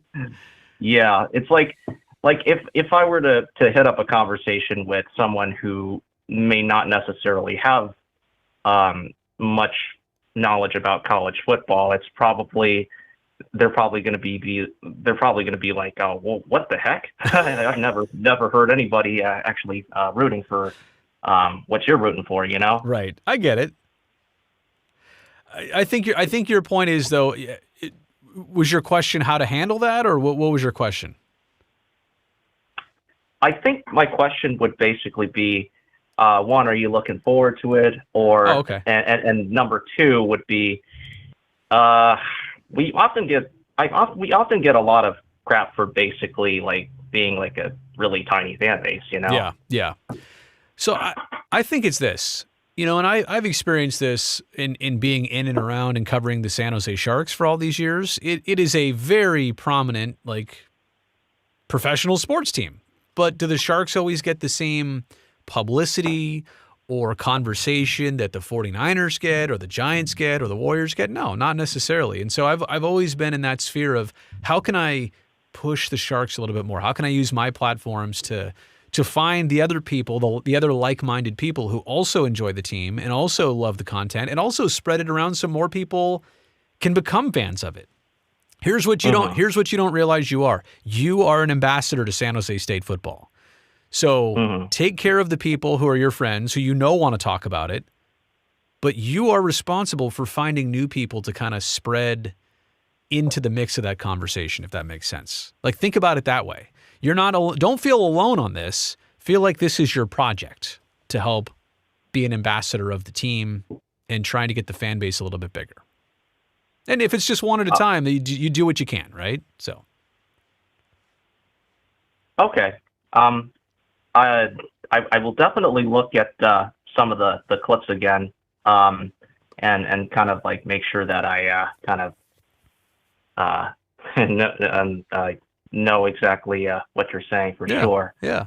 I really do. I do want to thank you for taking my call, though. I know that you also have other callers on the line. Yeah. And yeah, it's really reassuring. I think the whole point of my call is that it's kind of hard. It's really, really kind of hard to advance something that not a lot of people really believe in. Yeah. But I hear you. I don't know. Yeah, but it's definitely something that I definitely want to advance for. Yeah. And I also do wish, Oakland finally has like a team basically coming back. So I know what you're saying. It feels lonely out there sometimes when you're pushing something and you're rooting for something, and you don't know why everybody else doesn't see it the same way you do. So I totally get it. Stick with it though. Play the long game, and you'll feel better about being an ambassador. I promise you that. Have a good night. All right. Thank you so much for the call. Thank you, Brody. You have a good night too. All right. I believe we have reached the end of this live stream. In fact, I know it because I'm running out of gas. So what I'm going to do, I know people are probably going to start tuning out, but I'm going to play us out here because let's see here. Where's my concluded screen? Put that